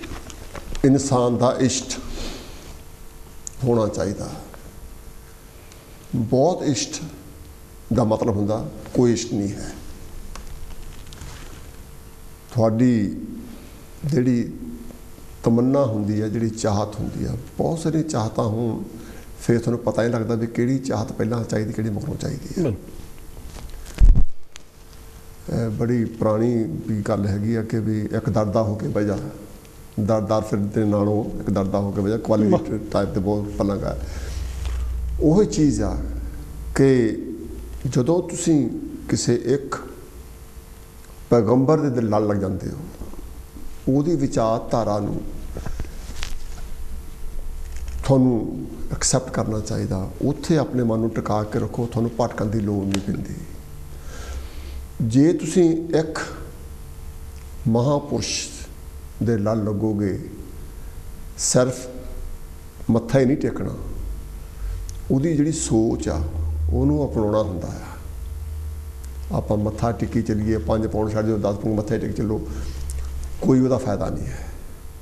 ਜਿਹੜੀ ਵਿਚਾਰਧਾਰਾ ਕੋਈ ਮਹਾਪੁਰਸ਼ ਤੁਹਾਨੂੰ ਦੇ ਕੇ ਗਿਆ, ਉਸ ਵਿਚਾਰਧਾਰਾ 'ਤੇ ਤੁਸੀਂ ਕਿੱਥੇ ਖੜੇ ਆ, ਇਹਨੂੰ ਕਹਿੰਦੇ ਮੰਨਣਾ। ਵਿਚਾਰਧਾਰਾ ਨੂੰ ਆਪਣੇ ਜਿੰਨਾ ਵੀ ਤੁਸੀਂ ਕਰੀਬ ਲਿਜਾ ਸਕਦੇ ਆ ਉਹਨਾਂ ਲਿਜਾਓ। ਇੱਕ ਸਵਾਲ ਤੁਹਾਡੀ ਕਵਿਤਾ ਤੋਂ ਪਹਿਲਾਂ ਮੇਰੇ ਮਨ 'ਚ ਆਉਂਦਾ ਕਿ ਜਿੰਨੇ ਵੀ ਸ਼ਾਇਰ ਹਾਂਜੀ ਹੋਏ ਆ ਮੇਰੇ ਸੋਚ ਵਿੱਚ, ਉਹ ਸਾਰੇ ਧਰਮ ਤੋਂ ਥੋੜ੍ਹਾ ਹਟ ਕੇ, ਹਾਂ ਹਾਂ, ਆਪਾਂ ਉਹਨਾਂ ਨੂੰ ਕਮਿਊਨਿਸਟ ਮਾਈਂਡਡ ਨਹੀਂ ਕਹਿ ਸਕਦੇ, ਕਾਮਰਮੈਂਟ, ਪਰ ਉਹ ਧਰਮ ਤੋਂ ਥੋੜ੍ਹਾ ਹਟ ਕੇ ਰਾਜਨੀਤੀ 'ਚ ਆ ਜਾਂਦੀ ਉਹ ਗੱਲ। ਆਪਾਂ ਹਾਂਜੀ, ਕਿਉਂਕਿ ਜੇ ਆਪਾਂ ਧਰਮ, ਜੇ ਮੈਂ ਕਹਾਂ ਵੀ ਉਹ ਕਮਿਊਨਿਜ਼ਮ ਦੇ ਨੇੜੇ ਚੱਲਦੇ, ਕਿਉਂਕਿ ਇਹ ਗੱਲ ਸਹੀ ਨਹੀਂ ਹੈ, ਕਿਉਂਕਿ ਉਹ ਧਰਮ ਤੋਂ ਰੱਖਦੇ ਮੋਰੇ। ਜੇ ਕਿ ਦਸਤਾਰ ਬੰਨੀ ਆ, ਉਹ ਦਸਤਾਰ ਪਾ ਕੇ ਵੀ ਕਵਿਤਾ ਲਿਖਦਾ ਔਰ ਉਹ ਧਰਮ ਦੇ ਖਿਲਾਫ ਲਿਖਦਾ। ਇਹ ਜਿਹੜੀ ਵਿਚਾਰ ਕਿੱਦਾਂ ਲੋਕਾਂ ਦੀ ਬਣੀ ਕਿ ਵੀ ਅਸੀਂ ਧਾਰਮਿਕ ਹੋ ਕੇ ਵੀ ਜਿਹੜੀ ਗੱਲਬਾਤ ਕਰਨੀ ਆ ਉਹ ਥੋੜ੍ਹੀ ਜਾਗਰਤਾ ਵਾਲੀ ਕਰਨੀ ਆ, ਇਹ ਕਿੱਦਾਂ ਵਿਚਾਰ ਬਣਦੀ ਹੈ ਸ਼ਾਇਰ ਦੀ? ਇਹ ਧਰਮ ਤਾਂ ਜੀ ਬੜਾ ਵਧੀਆ ਤੁਹਾਡਾ ਸਵਾਲ ਆ, ਪਰ ਮੇਰੇ ਜਾਚੇ ਨਾ ਤੁਹਾਨੂੰ ਆਪਣਾ ਧਰਮ, ਆਪਣਾ ਇਸ਼ਟ ਪੂਜਣਾ ਚੰਗਾ। ਹਾਂਜੀ, ਕਿਸੇ ਹੋਰ ਦੂਜੇ ਵੱਲ ਨੂੰ ਉਂਗਲੀ ਨਾ ਉਠਾਓ। ਉਹ ਜੋ ਕਰਦੇ ਆ ਕਰੀ ਜਾਣ ਦਿਓ, ਜਿਹੜੀਆਂ ਉਹਨਾਂ ਦੇ ਵਿੱਚ ਚੰਗੀਆਂ ਚੀਜ਼ਾਂ ਆ ਉਹਨਾਂ ਕੋਲੋਂ ਸਮਾਂ ਸਿੱਖਣ ਦੀ ਕੋਸ਼ਿਸ਼ ਕਰੋ। ਮੈਂ ਇਹ ਜ਼ਰੂਰ ਹਰ ਥਾਂ ਕਹਿਣਾ ਹੁੰਦਾ, ਔਰ ਇੱਥੇ ਵੀ ਤੁਹਾਡੇ ਸਾਹਮਣੇ ਵੀ ਕਹਿਣਾ ਵੀ ਚੰਗੇ ਬਣੋ, ਪਰ ਕਿਸੇ ਨੂੰ ਮਾੜਾ ਬਣਾ ਕੇ ਚੰਗੇ ਨਾ ਬਣੋ। ਖੁਦ ਆਪਣੇ ਵਿੱਚ ਉਹ ਖੂਬੀਆਂ ਪੈਦਾ ਕਰੋ ਜਿਹੜੀਆਂ ਤੁਹਾਡੇ ਵਿੱਚੋਂ ਲੋਕ ਸੋਚਣ ਪਏ ਉਹਦੇ ਵਿੱਚ ਆਹ ਚੰਗੀ ਗੱਲ ਮੈਨੂੰ ਲੱਗਦੀ ਹੈ। ਇਹ ਜਦੋਂ ਮੈਂ ਆਪਣੇ ਆਪ ਨੂੰ ਤਾਂ ਨਹੀਂ ਇੱਥੇ ਲਿਆਉਂਦਾ, ਪਰ ਜਿਹੜੇ ਕਵੀ, ਜਿਹੜੇ ਚਰਚਿਤ ਕਵੀ ਹੈਗੇ ਆ, ਮਸ਼ਹੂਰ ਕਵੀ ਹੈਗੇ ਆ, ਉਹ ਬਾਇਸ ਹੋ ਕੇ ਨਹੀਂ ਲਿਖਦੇ, ਇੱਕ ਪਾਸੜ ਹੋ ਕੇ ਨਹੀਂ ਲਿਖਦੇ। ਠੀਕ ਹੈ, ਉਹਨੇ ਜੇ ਇਹ ਨਹੀਂ ਭਈ ਜੇ ਮੱਥੇ ਟੇਕੇ ਵੀ ਰੱਬ ਮਿਲਣਾ ਤਾਂ ਫਿਰ ਮੱਥੇ ਹੀ ਟੇਕਣ ਲੱਗ ਦੇਣਾ ਲੋਕਾਂ ਨੂੰ। ਕਈ ਵਾਰੀ ਤੁਹਾਡੇ ਤੁਸੀਂ ਰੋਲ ਮਾਡਲ ਹੁੰਦੇ ਹੋ ਉਸ ਸਮਾਜ ਦੇ, ਜੋ ਲਿਖ ਦਿੱਤਾ ਇਹ ਪਤਾ ਨਹੀਂ ਕੱਲ੍ਹ ਨੂੰ 100 ਸਾਲ ਨੂੰ 50 ਸਾਲ ਨੂੰ ਪਤਾ ਨਹੀਂ ਕਿਸੇ ਨੇ ਪੜ੍ਹਨੀ ਆ ਜਾਂ ਨਹੀਂ ਪੜ੍ਹਨੀ। ਉਹ ਜੇ ਤਾਂ ਇਹਦੇ ਵਿੱਚ ਕੋਈ ਚੰਗੀ ਗੱਲ ਹੋਊ ਤਾਂ ਉਹ ਕਹੂਗਾ ਵੀ ਹਾਂ ਵੀ ਆ ਬਹੁਤ ਵਧੀਆ, ਦੇਖੋ ਅੱਜ ਤੋਂ 50 ਸਾਲ ਪਹਿਲਾਂ ਕਿਸੇ ਬੰਦੇ ਨੇ ਆਹ ਗੱਲ ਲਿਖੀ ਹੋਊ ਆ, ਚੰਗੀ ਆ ਗੱਲ। ਤੇ ਜੇ ਉਹਨੂੰ ਉਹ ਚੰਗੀ ਨਾ ਲੱਗੀ ਤਾਂ ਉਹਨੂੰ ਕਹਿਣਾ ਪਵੇ ਇੱਦਾਂ ਦਾ ਘੱਟਾ ਤਾਂ ਅੱਗੇ ਬਥੇਰਾ ਉੱਠਿਆ ਫਿਰਦਾ ਵੀ ਜੇ ਹੁਣ ਇੱਦਾਂ ਦੀ ਗੱਲ। ਹੋਰ ਮੇਰੇ ਜਾਚੇ ਜਿਹੜੇ ਰੱਬ ਨੂੰ ਆਮ ਆਪਣੇ ਸਮਾਜ ਦੇ ਵਿੱਚ, ਮੈਂ ਤੁਹਾਡੇ ਕੋਲੋਂ ਕਈ ਕੁਛ ਗੱਲਾਂ ਸਿੱਖੀਆਂ ਜਿਹੜੀਆਂ ਆਮ ਸਮਾਜ ਦੇ ਵਿੱਚ ਸਾਰੇ ਤਰ੍ਹਾਂ ਦੇ ਬੰਦੇ ਵਿਚਰਦੇ ਆ। ਇਹ ਤਾਂ ਮੈਂ ਇੱਕ ਪੁਰਾਣੀ ਐਗਜ਼ਾਮਪਲ ਦੇਣੀ ਚਾਹੁੰਦਾ। 2 ਵਿਦਵਾਨ ਆ, ਇੱਕ ਬਿਲਕੁਲ ਰੱਬ ਦੀ ਪੂਜਾ ਕਰਨ ਵਾਲਾ ਧਾਰਮਿਕ ਆ, ਦੂਆ ਨਾਸਤਿਕ ਆ। ਠੀਕ ਹੈ, ਦੋਨੇ ਉੱਚ ਕੋਟੀ ਦੇ ਵਿਦਵਾਨ ਆ। ਹੁਣ ਜਿਹੜਾ ਬੰਦਾ ਨਾਸਤਿਕ ਆ ਉਹ ਦੂਜੇ ਵਿਦਵਾਨ ਨੂੰ ਉਹਦੀ ਲਿਖਤ ਕਿੱਦਾਂ ਚੰਗੀ ਲੱਗ ਸਕਦੀ, ਚਾਹੇ ਉਹ ਕਵਿਤਾ ਹੋਵੇ ਚਾਹੇ ਵਾਰਤਕ ਹੋਵੇ। ਬੇਸ਼ੱਕ ਉਹਨੂੰ ਉੱਚ ਕੋਟੀ ਦਾ ਜ਼ੋਰ ਲਾ ਕੇ ਲਿਖਿਆ ਹੋਵੇ ਤਾਂ ਉਹਦੇ ਪਾ ਦੇ ਉਹਦਾ, ਕਿਉਂਕਿ ਉਹਦੇ ਖਿਆਲਾਂ ਦੇ ਨਾਲ ਜੋੜ ਨਹੀਂ ਮਿਲਦਾ ਜਿੱਦਾਂ। ਹਾਂਜੀ, ਖਿੱਚਣੇ ਪੈਂਦੀ। ਔਰ ਕਈ ਵਾਰੀ ਇੱਦਾਂ ਜ਼ਰੂਰ ਹੋ ਜਾਂਦੀ ਆ, ਕਈ ਮੈਂ ਵਿਦਵਾਨ ਇੱਥੇ ਕਹਿੰਦੇ ਇੱਦਾਂ ਵੀ ਸੁਣਿਆ, ਉਹ ਲੋਕ ਐਵੇਂ ਹੀ ਲਿਖੀ ਜਾਂਦੇ, ਕੋਈ ਐਵੇਂ ਨਹੀਂ ਲਿਖਦਾ। ਹਰ ਲਿਖਤ ਦੇ ਵਿੱਚ ਕੁਛ ਨਾ ਕੁਛ ਜ਼ਰੂਰ ਹੁੰਦਾ, ਜਾਨ ਹੁੰਦੀ ਆ, ਉਹ ਕਿਸੇ ਮੋਟਿਵ ਨੂੰ ਲੈ ਕੇ ਲਿਖੀ ਗਈ ਹੁੰਦੀ ਆ ਕਵਿਤਾ ਜਾਂ ਕੋਈ ਵੀ ਵਾਰਤਕ ਵੀ ਆ। ਹਾਂ ਇਹ ਜ਼ਰੂਰ ਹੋ ਸਕਦਾ ਵੀ ਉਹਦਾ ਮਿਆਰ ਜਾਂ ਉਹਦੀ ਸ਼ਬਦਾਵਲੀ ਇੰਨੀ ਵਧੀਆ ਨਾ ਹੋਵੇ, ਜਿਹੜੀ ਕਿ ਉੱਚ ਕੋਟੀ ਦੇ ਉਹਦੇ ਵਿੱਚ ਸੋਚ ਹੋਊਗੀ, ਪਰ ਸੋਚ ਜ਼ਰੂਰ ਹੁੰਦੀ ਉਹਦੇ ਪਿੱਛੇ ਕੋਈ ਨਾ ਕੋਈ। ਇੱਕਦਮ ਕਿਸੇ ਨੂੰ ਉਂਗਲੀ ਕਰਕੇ ਕਹਿੰਦਾ ਉਹ ਲੋਕ ਐਵੇਂ ਹੀ ਲਿਖੀ ਜਾਂਦੇ ਆ, ਲੋਕ ਐਵੇਂ ਨਹੀਂ ਕੋਈ ਵੀ ਲਿਖਦਾ। ਅੱਛਾ, ਜਿਹੜਾ ਲੇਟੈਸਟ ਆਪਣੇ ਮਹਾਰਾਸ਼ਟਰ ਵਿੱਚ ਇੰਸੀਡੈਂਟ ਹੋਇਆ, ਲੜਕੀ ਨੂੰ ਜਲਾਤਾ ਸੀ, ਉਹਦੇ ਸੰਬੰਧ ਵਿੱਚ ਤੁਸੀਂ ਇੱਕ ਆਪਾਂ ਪਹਿਲਾਂ ਗੱਲ ਕਰ ਰਹੇ ਸੀ, ਤੁਸੀਂ ਕਵਿਤਾ ਇੱਕ ਪੈਦਾ ਕੀਤੀ ਆ। ਉਹ ਨੇ ਮਹਾਰਾਸ਼ਟਰ ਵਾਲੇ ਦੇ ਵਿੱਚ ਨਹੀਂ, ਮੈਂ ਪਹਿਲਾਂ ਉਹ ਜਿਹੜੀ 2 ਸਾਲ ਪਹਿਲਾਂ ਗੱਲ ਹੋਈ ਸੀ ਉਹ ਮੈਂ ਕਵਿਤਾ ਪਹਿਲਾਂ ਸੁਣਾ ਦਿੱਤੀ ਆਸਵਾਦ ਰੱਬ। ਓਕੇ ਤੇ ਜੇ ਟਾਈਮ ਹੋਇਆ ਤਾਂ ਫਿਰ ਮੈਂ ਇੱਕ ਕਵਿਤਾ ਕੋਈ ਹੋਰ ਸੁਣਾ ਦਿੰਦਾ, ਜੇ ਨਹੀਂ ਤਾਂ ਤੇ ਨਹੀਂ ਆਪਣੇ ਕੋਲ ਟਾਈਮ ਕਵਿਤਾ ਦਾ ਹੈਗਾ। ਕੋਈ ਠੀਕ, ਕਵਿਤਾ ਦੇ ਗੱਲ ਕਰੋ ਤੁਸੀਂ ਆਪਣੇ ਮਾਂ ਵਿੱਚ ਜਿਹੜੀ ਨੈਕਸਟ ਕਵਿਤਾ ਆਪਣੀ ਹੈਗੀ ਆ, ਕਿਉਂਕਿ ਆਪਣੇ ਕੋਲ ਮਿੰਟ 5 ਪ੍ਰੈਜ਼ੈਂਟਰ ਤੁਸੀਂ ਆ, ਟਾਈਮ ਮੈਂ ਜ਼ਿਆਦਾ ਲਈ ਜਾਂਦਾ ਤੁਹਾਡੇ ਕੋਲ। ਨਹੀਂ ਥੈਂਕ ਯੂ, ਟਾਈਮ ਸਾਰਾ ਤੁਹਾਡਾ ਹੀ ਆ, ਤੁਹਾਡਾ ਹੀ ਆ। ਨਛੱਤਰ ਭੋਗਲ ਸਾਹਿਬ ਜਿੰਨੀ ਵਧੀਆ ਕਵਿਤਾ ਉਹ ਲਿਖਦੇ ਆ, 1 ਘੰਟੇ ਵਿੱਚ ਕਵੀ ਦੀ ਪੂਰੀ ਜ਼ਿੰਦਗੀ ਦੀਆਂ ਕਵਿਤਾਵਾਂ ਨੂੰ ਸ਼ਾਮਲ ਕਰਨਾ ਬਹੁਤ ਮੁਸ਼ਕਿਲ ਆ। ਖਾਸ ਤੌਰ 'ਤੇ ਜਦੋਂ ਤਰਕ ਦੀ ਗੱਲ ਹੋਵੇ, ਜਦੋਂ ਇਨਸਾਫ ਦੀ ਗੱਲ ਹੋਵੇ। ਇਨਸਾਫ ਦੀ ਗੱਲ ਨੂੰ ਤੁਸੀਂ ਜਿੰਨਾ ਮਰਜ਼ੀ ਕਰੀ ਚੱਲੋ, ਕਿਉਂਕਿ ਬੇਇਨਸਾਫੀ ਖਤਮ ਹੁੰਦੀ ਨਹੀਂ ਗੀ, ਅਤੇ ਇਨਸਾਫ ਲਈ ਲੜਨ ਵਾਲੇ ਵੀ ਖਤਮ ਨਹੀਂ ਹੁੰਦੇ। ਇਸ ਕਰਕੇ ਮੈਨੂੰ ਭੋਗਲ ਸਾਹਿਬ ਉਹਨਾਂ ਨਾਲ ਗੱਲ ਕਰਕੇ ਬਹੁਤ ਚੰਗਾ ਲੱਗਾ, ਕਿਉਂਕਿ ਇਹਨਾਂ ਦੀ ਗੱਲ ਦੇ ਵਿੱਚੋਂ ਜਿਹੜੀ ਅਸਲੀਅਤ ਆ ਉਹ ਝਲਕਦੀ ਆ। ਉਹ ਗੱਲ, ਕਿਉਂਕਿ ਆਪਣੇ ਕੋਲ ਥੋੜ੍ਹੇ ਮਿੰਟ ਰਹਿ ਗਏ, ਆਪਾਂ ਭੋਗਲ ਜੀ ਤੋਂ ਹੋਰ ਕਵਿਤਾ ਸੁਣਨੀ ਜ਼ਰੂਰ ਪਸੰਦ ਕਰਾਂਗੇ। ਭੋਗਲ ਸਾਹਿਬ ਤੁਹਾਡੀ ਜੇ ਅਗਲੀ ਕਵਿਤਾ ਕੋਈ ਵੀ। ਬਿਲਕੁਲ ਧਰਮਚੰਦ ਜੀ, ਇੱਕ ਵਾਰੀ ਫੇਰ ਉਹੀ ਗੱਲ ਆਉਂਦੀ ਆ ਵੀ ਮੇਰੀ ਕਵਿਤਾ ਦਾ ਵਿਸ਼ਾ, ਹਰੇਕ ਕਵਿਤਾ ਦਾ ਵਿਸ਼ਾ ਤਕਰੀਬਨ ਸਮਾਜ ਦੇ ਨਾਲ ਜੁੜਿਆ ਹੈ। ਬਿਲਕੁਲ ਠੀਕ ਹੈ। ਮੇਰੀ ਕਵਿਤਾ ਦਾ ਨਾਮ ਹੈ ਜ਼ਮਾਨਾ। ਠੀਕ ਹੈ। ਤੇ ਬਦਲਿਆ ਯੁੱਗ ਨਾਲ ਤੌਰ ਤੇ ਤਰੀਕੇ ਇਹਦੇ, ਬਦਲ ਗਈ ਇਹਦੀ ਚਾਲ। ਤਬਾਹੀ ਦਿਆਂ ਕੰਢਿਆਂ ਦੇ ਹੱਦਾਂ ਬੰਨੇ ਟੱਪੇ, ਹੁੰਦੀ ਆਪਣੀ ਨਾ ਸੁਰਤ ਸੰਭਾਲ। ਬਈ ਦੋਸਤੋ ਬਦਲ ਗਈ ਏ ਇਹਦੀ ਚਾਲ, ਬਈ ਦੋਸਤੋ ਬਦਲ ਗਈ ਏ ਇਹਦੀ ਚਾਲ। ਆਪ ਜਿਹੜੇ ਰਹਿੰਦੇ ਹੋਣ ਸ਼ੀਸ਼ੇ ਦੇ ਮਹੱਲਾਂ ਵਿੱਚ, ਬਈ ਹੋਰਾਂ 'ਤੇ ਉਹ ਪੱਥਰ ਨਹੀਂ ਮਾਰਦੇ। ਹਰ ਗੱਲ ਕਹਿਣ ਉਹ ਸਲੀਕੇ ਵਿੱਚ ਰਹਿ ਕੇ, ਠੰਡੇ ਜੇਰੇ ਨਾਲ ਹੋਰਾਂ ਦੀ ਸਹਾਰਦੇ। ਉਹਨਾਂ ਦੇ ਸਹਾਰੇ ਇਹ ਧਰਤ ਖੜੀਏ, ਪੁੱਤ ਸਰਬਣ ਮਾਵਾਂ ਰੱਖੇ ਪਾਲ। ਬਈ ਦੋਸਤੋ ਬਦਲ ਗਈ ਏ ਇਹਦੀ ਚਾਲ। ਬਦਲਿਆ ਯੁੱਗ ਨਾਲ ਤੌਰ ਤੇ ਤਰੀਕੇ ਇਹਦੇ, ਬਦਲ ਗਈ ਏ ਇਹਦੀ ਚਾਲ। ਹੀਰੇ ਅਤੇ ਮੋਤੀਆਂ ਨਾਲ ਜੜੀ ਹੋਈ ਪਾਲਕੀ, ਤੇ ਸੋਨੇ ਦਾ ਕਲਸ ਲੋਕ ਚਾੜਦੇ। ਹੀਰੇ ਅਤੇ ਮੋਤੀਆਂ ਨਾਲ ਜੜੀ ਹੋਈ ਪਾਲਕੀ ਅਤੇ ਸੀਸੇ, ਸੋਨੇ ਦਾ ਕਲਸ ਲੋਕ ਚਾੜਦੇ। ਭਈ ਮੂਰਤੀ ਦੇ ਪੈਰਾਂ ਵਿੱਚ ਗੋਲਕ ਹੈ ਰੱਖੀ, ਕਿੰਨਾ ਚੜ੍ਹਦਾ ਚੜਾਵਾ ਰਹਿਣ ਤਾੜਦੇ। ਭਈ ਕਰਮਾਂ ਤੇ ਧਰਮਾਂ ਨੂੰ ਪੈਸੇ ਦਾ ਹੈ ਪਰਦਾ, ਮਾਇਆ ਦਾ ਦੇਖ ਲਓ ਕਮਾਲ। ਵੀ ਦੋਸਤੋ ਬਦਲ ਗਈ ਏ ਇਹਦੀ ਚਾਲ। ਨਸ਼ਿਆਂ ਦੇ ਵਿੱਚ ਗਲਤਾਨ ਹੋਈ ਜਵਾਨੀ, ਘਰੋਂ ਘਰੀ ਪੁੱਤ ਬਲੀ ਇਹਦੀ ਚੜ੍ਹਦੇ। ਬੁੱਢੇ ਮਾਪਿਆਂ ਦੀ ਉਦੋਂ ਟੁੱਟਦੀ ਡੰਗੋਰੀ, ਰਾਹ ਸਿਵਿਆਂ ਦੇ ਜਾ ਕੇ ਜਦੋਂ ਖੜ੍ਹਦੇ। ਚੀਕਾਂ ਨਾਰੇ ਮਾਰਦੀਆਂ ਭਾਬੀਆਂ ਤੇ ਭੈਣਾਂ, ਬੁੱਢੀ ਮਾਤਾ ਦਾ ਨਾ ਵੇਖਿਆ ਜਾਏ ਹਾਲ। ਵੀ ਦੋਸਤੋ ਬਦਲ ਗਈ ਏ ਇਹਦੀ ਚਾਲ। ਧਰਮਚੰਦ ਜੀ ਅਖੀਰਲਾ ਬੰਦਿਆ, ਅਖੀਰਲੇ ਤੋਂ ਇੱਕ ਪਹਿਲਾਂ ਸੌਰੀ ਇੱਕ ਪਹਿਲਾਂ, ਹੀਰ ਦੀਆਂ ਜਾਈਆਂ ਦੀ ਵੀ ਘਾਟ ਨਾ ਕੋਈ ਇੱਥੇ, ਅਤੇ ਰਾਂਝਿਆਂ ਦੀ ਹੇੜ ਵਿਹਲੀ ਫਿਰਦੀ। ਫਿਰ ਵੀ ਹਾਂ, ਹੀਰ ਦੀਆਂ ਜਾਈਆਂ ਦੀ ਵੀ ਘਾਟ ਨਾ ਇੱਥੇ, ਅਤੇ ਰਾਂਝਿਆਂ ਦੀ ਹੇੜ ਵਿਹਲੀ ਫਿਰਦੀ। ਨਾ ਕੋਈ ਚੂਰੀ ਕੁੱਟੇ, ਨਾ ਹੀ ਕੰਨ ਪੜਵਾਵੇ, ਨਾ ਹੀ ਵੇਲਿਆਂ 'ਚ ਮੱਝ ਉੱਤੋਂ ਘਿਰਦੀ। ਸੱਚੇ ਝੂਠੇ ਇਸ਼ਕ ਕਮਾਉਣ ਵਾਲੇ ਆਸ਼ਕ, ਇਹ ਖੇਡ ਜਾਣ ਸੈਦੇ ਵਾਲੀ ਚਾਲ। ਬਈ ਦੋਸਤੋ ਬਦਲ ਗਈ ਏ ਇਹਦੀ ਚਾਲ। ਠੀਕ ਹੈ ਧਰਮਚੰਦ ਜੀ, ਹੁਣ ਖੇਡਲੀ ਬੰਦੇ ਜੀ। ਭਈ ਤੀਰਥਾਂ ਦੇ ਦਰਾਂ 'ਤੇ ਘਸਾਉਂਦੇ ਜਾ ਕੇ ਮੱਥੇ, ਇਹ ਤੀਰਥਾਂ ਦੇ ਦਰਾਂ 'ਤੇ ਘਸਾਉਂਦੇ ਜਾ ਕੇ ਮੱਥੇ, ਲੱਗੇ ਆਤਮਾ ਹੋਈ ਇਹਨਾਂ ਦੀ ਬਿਮਾਰ। ਬਈ ਬੇਲੜ ਬਣਾ ਕੇ ਜਥੇ ਤੁਰਦੇ ਪਹਾੜਾਂ ਵਾਲੀ, ਬੁੱਢੇ ਮਾਪਿਆਂ ਦੀ ਲੈਣ ਨਾ ਇਹ ਸਾਰ। ਬਈ ਨਛੱਤਰ ਭੋਗਲ ਜਿਹੇ ਭਾਲਦੇ ਫਿਰਨ, ਨਛੱਤਰ ਸਿੰਘ ਭੋਗਲ ਜਿਹੇ ਭਾਲਦੇ ਫਿਰਨ ਰੱਬ, ਝੱਲੇ ਢੂੰਡਦੇ ਆਕਾਸ਼ ਤੇ ਪਤਾਲ। ਵੀ ਦੋਸਤੋ ਬਦਲ ਗਈ ਇਹਦੀ ਚਾਲ। ਬਦਲਿਆ ਯੁੱਗ ਨਾਲ ਤੌਰ ਤੇ ਤਰੀਕੇ ਇਹਦੇ, ਬਦਲ ਗਈ ਇਹਦੀ ਚਾਲ। ਵੀ ਦੋਸਤੋ ਬਦਲ ਗਈ ਇਹਦੀ ਚਾਲ। ਭੋਗਲ ਸਾਹਿਬ ਤੁਹਾਡਾ ਮੈਂ ਤਹਿ ਦਿਲ ਤੋਂ ਬਹੁਤ ਬਹੁਤ ਧੰਨਵਾਦ ਕਰਦਾ। ਤੁਸੀਂ ਅੱਜ ਜਿੰਨਾ ਕੁਛ ਤੁਸੀਂ ਸੁਣਾ ਕੇ ਚੱਲੇ ਆ, ਮੇਰੇ ਕੋਲ ਸਿਫਤ ਕਰਨ ਲਈ ਅਲਫਾਜ਼ ਨਹੀਂ। ਮੈਂ ਤੁਹਾਡੀ ਆਪਣੀ ਗੱਲਬਾਤ ਇੱਥੇ ਕੋਈ ਖਾਸ ਸੁਨੇਹਾ ਤੁਹਾਡੇ ਵੱਲੋਂ ਟੀਵੀ ਦੇ ਕਾਂਸ਼ੀ ਟੀਵੀ ਦੇ ਸਰੋਤਿਆਂ ਨੂੰ?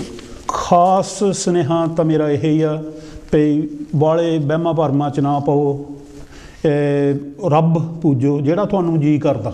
ਮੈਂ ਨਹੀਂ ਇਹ ਕਹਿੰਦਾ ਵੀ ਤੁਸੀਂ ਸਿੱਖ ਧਰਮ ਨੂੰ ਪੂਜੋ, ਜਾਂ ਜੇ ਮਤਲਬ ਮੈਂ ਸਿੱਖ ਹੋਣ ਦੇ ਨਾਤੇ ਆਪਣੇ ਗੁਰੂ ਨਾਨਕ ਦੇਵ ਜੀ ਹੁਣਾਂ ਦੀ ਵਿਚਾਰਧਾਰਾ ਉਹਨਾਂ ਦੀ ਪੂਜਾ ਕਰਦਾ। ਠੀਕ ਹੈ, ਉਹਨਾਂ 'ਤੇ ਅਮਲ ਕਰਨ ਦੀ ਕੋਸ਼ਿਸ਼ ਕਰਦਾ। ਬਾਕੀ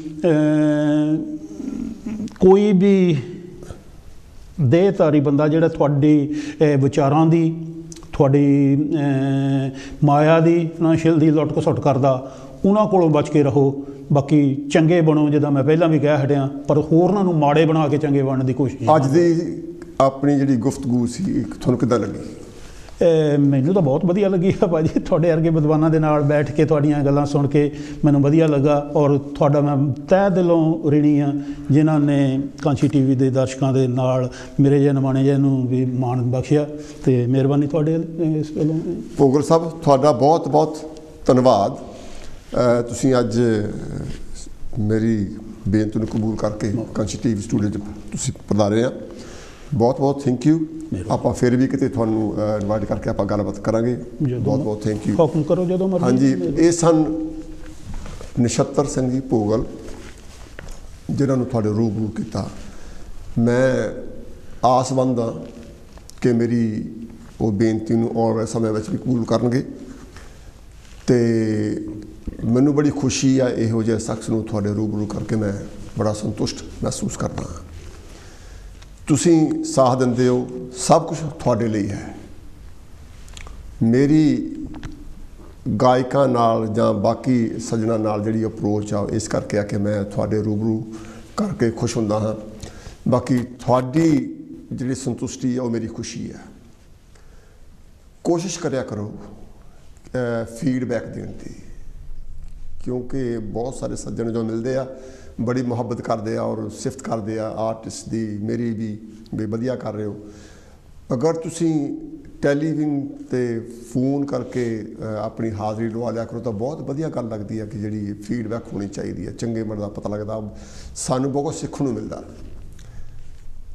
ਅੱਜ ਦਾ ਸ਼ੋਅ ਤੁਹਾਨੂੰ ਕਿਹੋ ਜਿਹਾ ਲੱਗਾ?